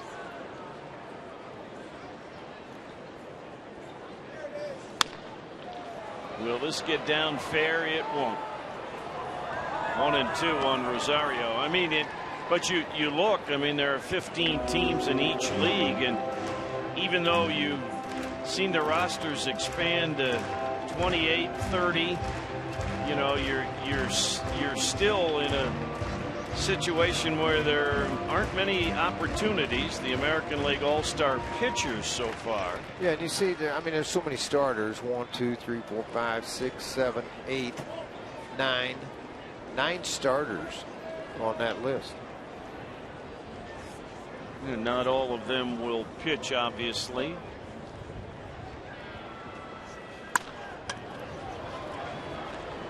Triunfel on over to first. He thought there were two outs. Why did he turn a thought double? there Look were at Wilson. 2 outs. Look at Wilson. Wilson is hot.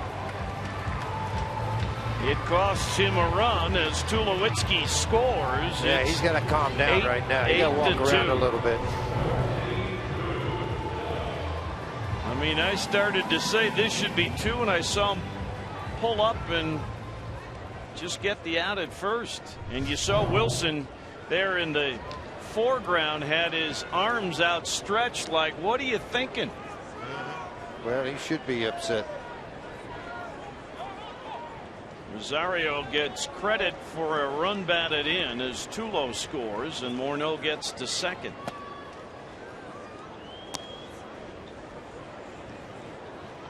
Drew Stubbs, the only Rocky with an extra base hit in this one. He and Morneau have 2 hits apiece. 1-1.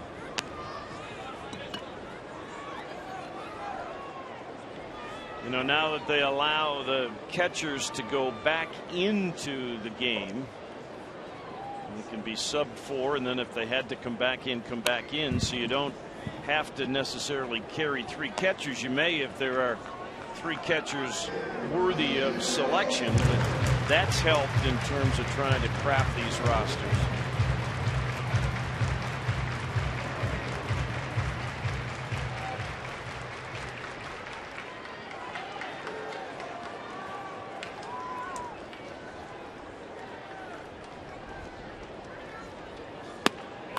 And that'll end the inning. Wilson gives up a run, but the Rockies are down 6.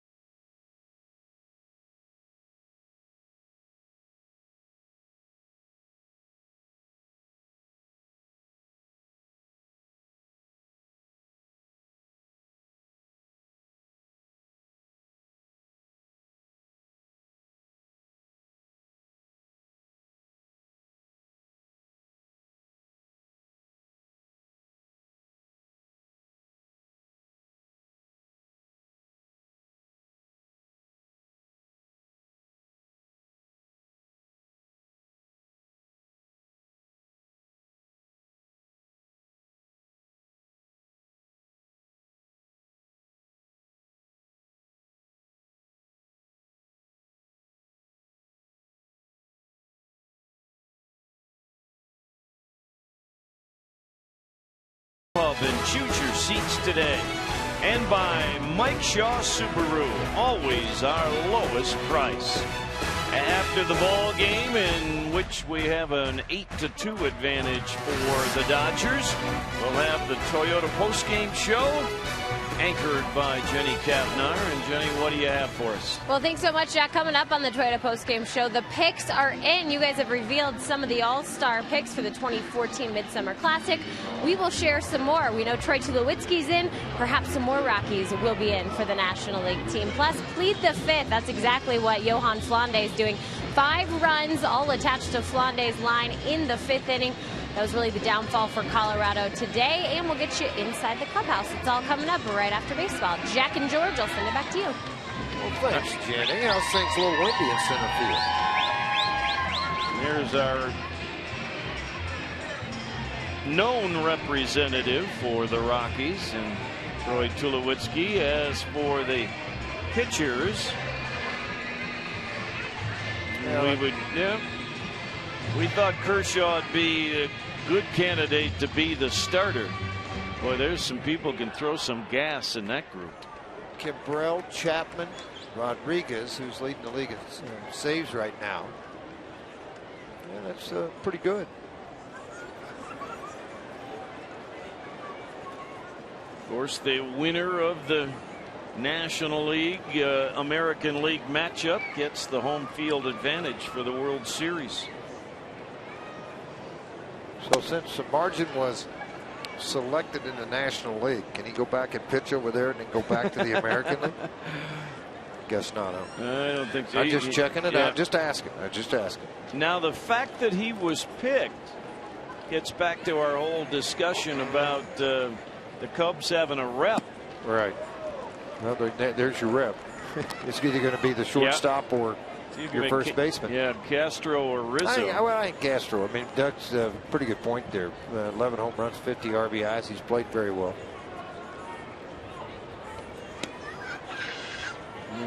Doug, just for comparison's sake, you ought to look at some of the other shortstop numbers, which he's going to check on. 2-1 on Juan Uribe, who's got an RBI on a fielder's choice on a 1-for-4 day.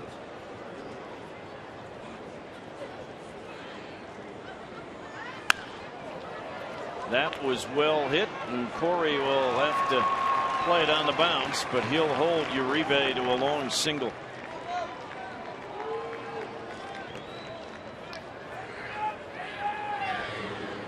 Tommy Kahnle has now allowed 4 hits.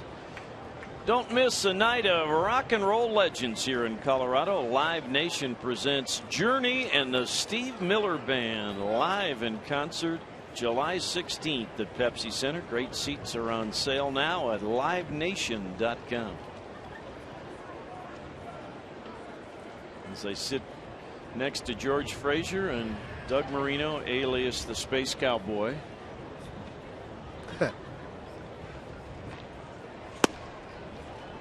Drew Butera, single and 4 tries for the backup catcher for the Dodgers.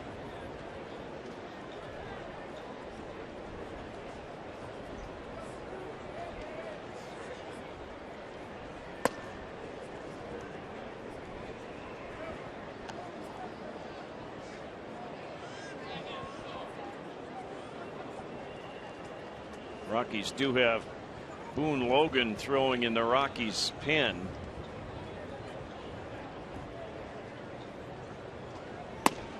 And ask and you shall receive.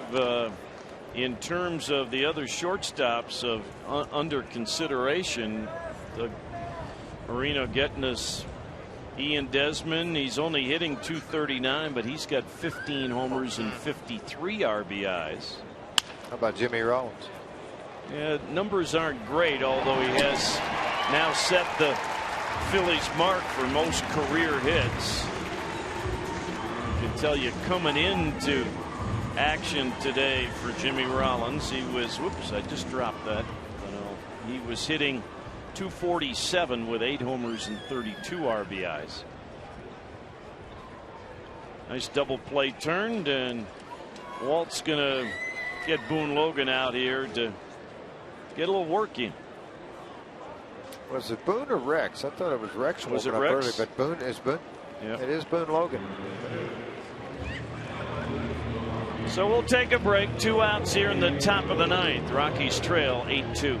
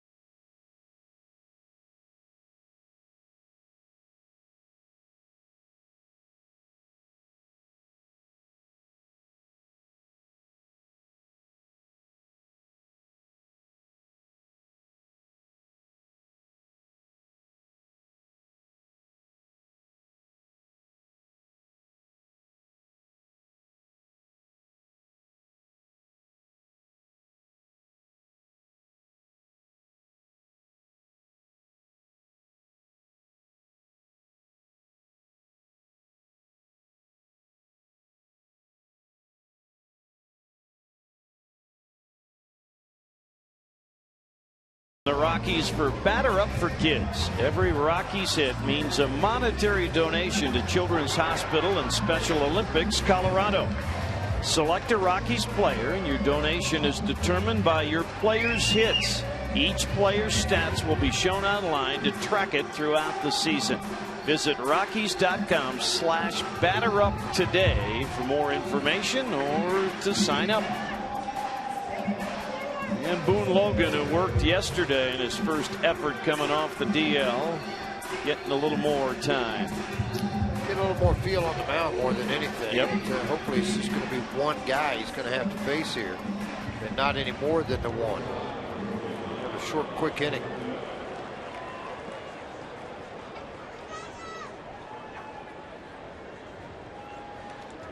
Carlos Triunfel walked and scored last inning. Came on for Rojas at short.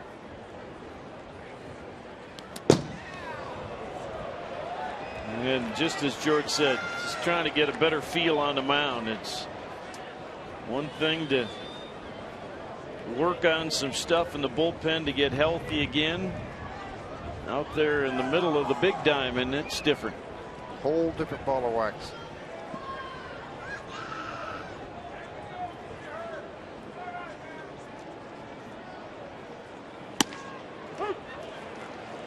Pop into the glove with that pitch. One ball, one strike. Velocity was good yesterday. It was 92, 94 yesterday. He's touched 95 this year. That fastball on the outside corner.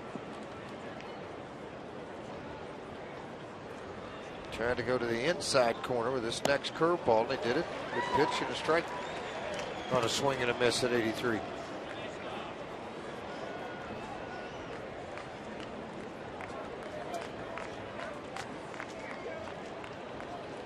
I always tell people to have some appreciation of what Boone Logan's going through here. The best way to equate it for a civilian, if you will, being a pro-am and try to hit that first tee shot. Yeah, exactly. Just try to get through it the best you can. 8-2 Dodgers.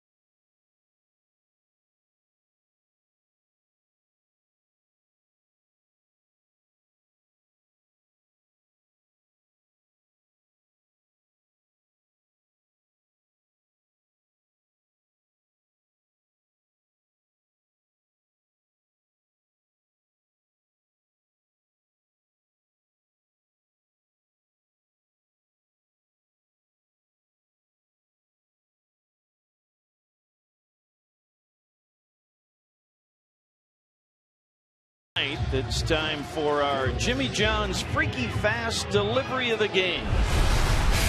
And we're going to recognize the work of Josh Beckett, the veteran right-hander.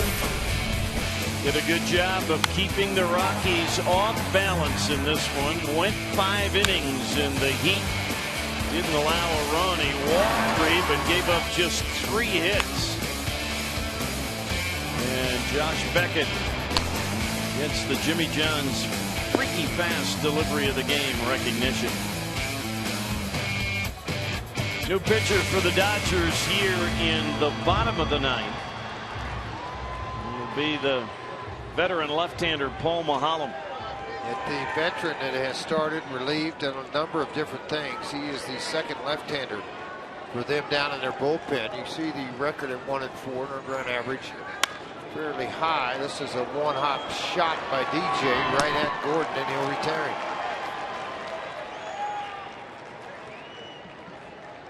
Now, when they select the all-star squads, the players get votes, and boy, this is great. That's the ultimate vote for me. Yep, the players vote for the additional players, and Charlie Blackmon, by his peers, is headed to his first all-star game. Boy, isn't that great?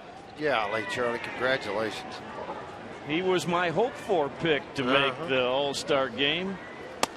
Great to see for the Georgia Tech Yellow Jacket. Well deserved. And as we talked earlier in the game, George, I mean, a guy who has fought through some tough injuries and finally getting a chance to show his capabilities. Yeah, and you know the neat part about it, when you are a National League All-Star, it can never be taken away from you. You're remembered for the 2014 team on the National League, and who knows, you may get that big base hit in the game, and even more things can happen. But man, Charlie, congratulations. So the Rockies with 2 representatives now, Charlie Blackmon and of course Troy Tulowitzki, who incidentally was the leading vote getter of all the National League players. 2-2 now on Brandon Barnes pinch hitting.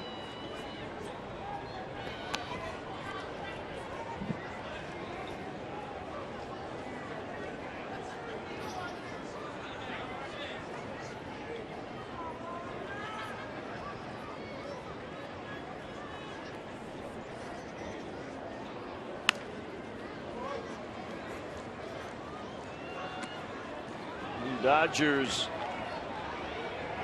if they get these final 2 outs to get the victory, will maintain their half-game lead on the Giants, who won again today. They'll have a day off and then head to Detroit. Maholm reminds me somewhat of a guy that has resurrected a little bit too, and that is Zach Duke, the left-handed, who's been a starter for a number of years. You take that wisdom these guys have after making all those starts at the big league level and then put it in your bullpen. They're the perfect guy to eat up some innings for you. Ironically, both guys starters for a number of years with the Pirates, and now finding success elsewhere, as George says, by reinventing themselves.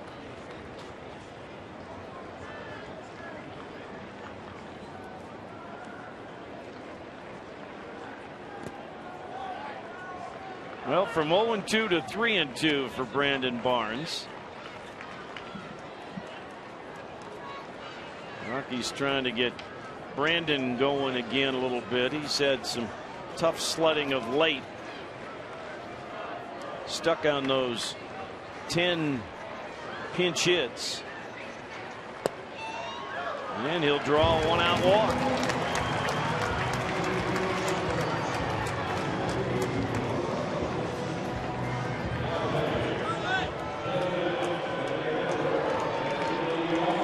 Just put it on the big scoreboard. I don't know that Charlie knew.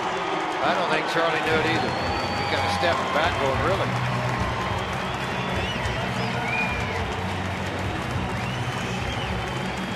Gets applause, some people standing, his teammates all applauding. All right, now go bat against the lefty. Good for Chuck. He looked back at Buter. I'm sure he said congratulations to him. You know, that's the ultimate vote you can get. I mean, fans are wonderful, but when your peers vote you on the ball club, it shows the respect they have for the way you play the game. Holland gets ahead of him. Well, Charlie's had better leadoff numbers than any other hitter in the National League in terms of home runs and RBIs. 292 at the moment, but he's been above 300 for most of this first half. Hits it in the air to right. Puig will come on to grab it for the second out.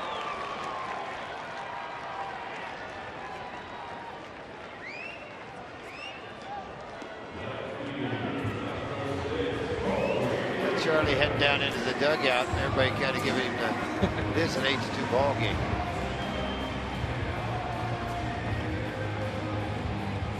Probably the way Charlie wants it too. Yep.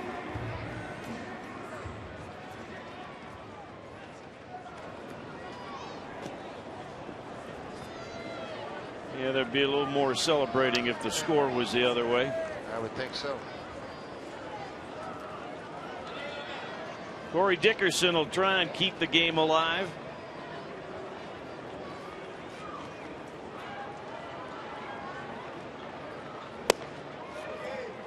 Rockies on the day have collected as many walks as they have hits.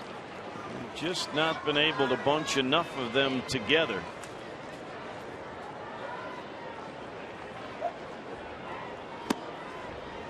They won't worry about Barnes taking second on the defensive indifference.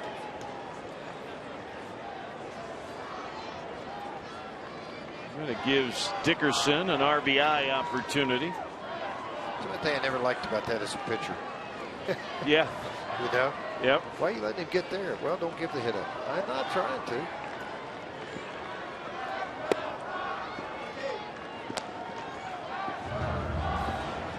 On a warm day, a lot of the crowd has left or gone under cover, but a good crowd again, just under 34,000, 33,924 here today.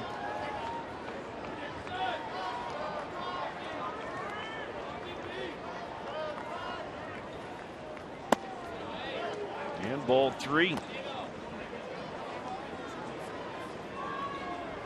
Corey gets on. It'll give Tulo another chance.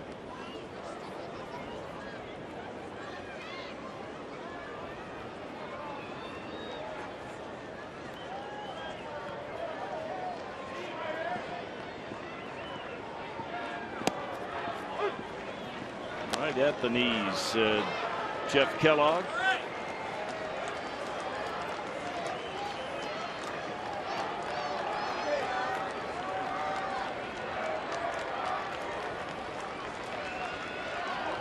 Padres in for the next 3, an off day, and then the Twins in for a weekend set to wrap up the first half of the year.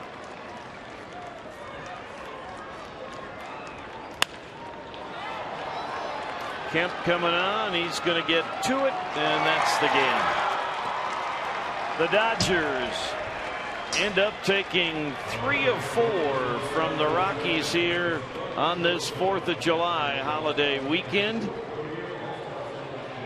Josh Beckett, Zach Greinke, and Clayton Kershaw with all the wins this weekend.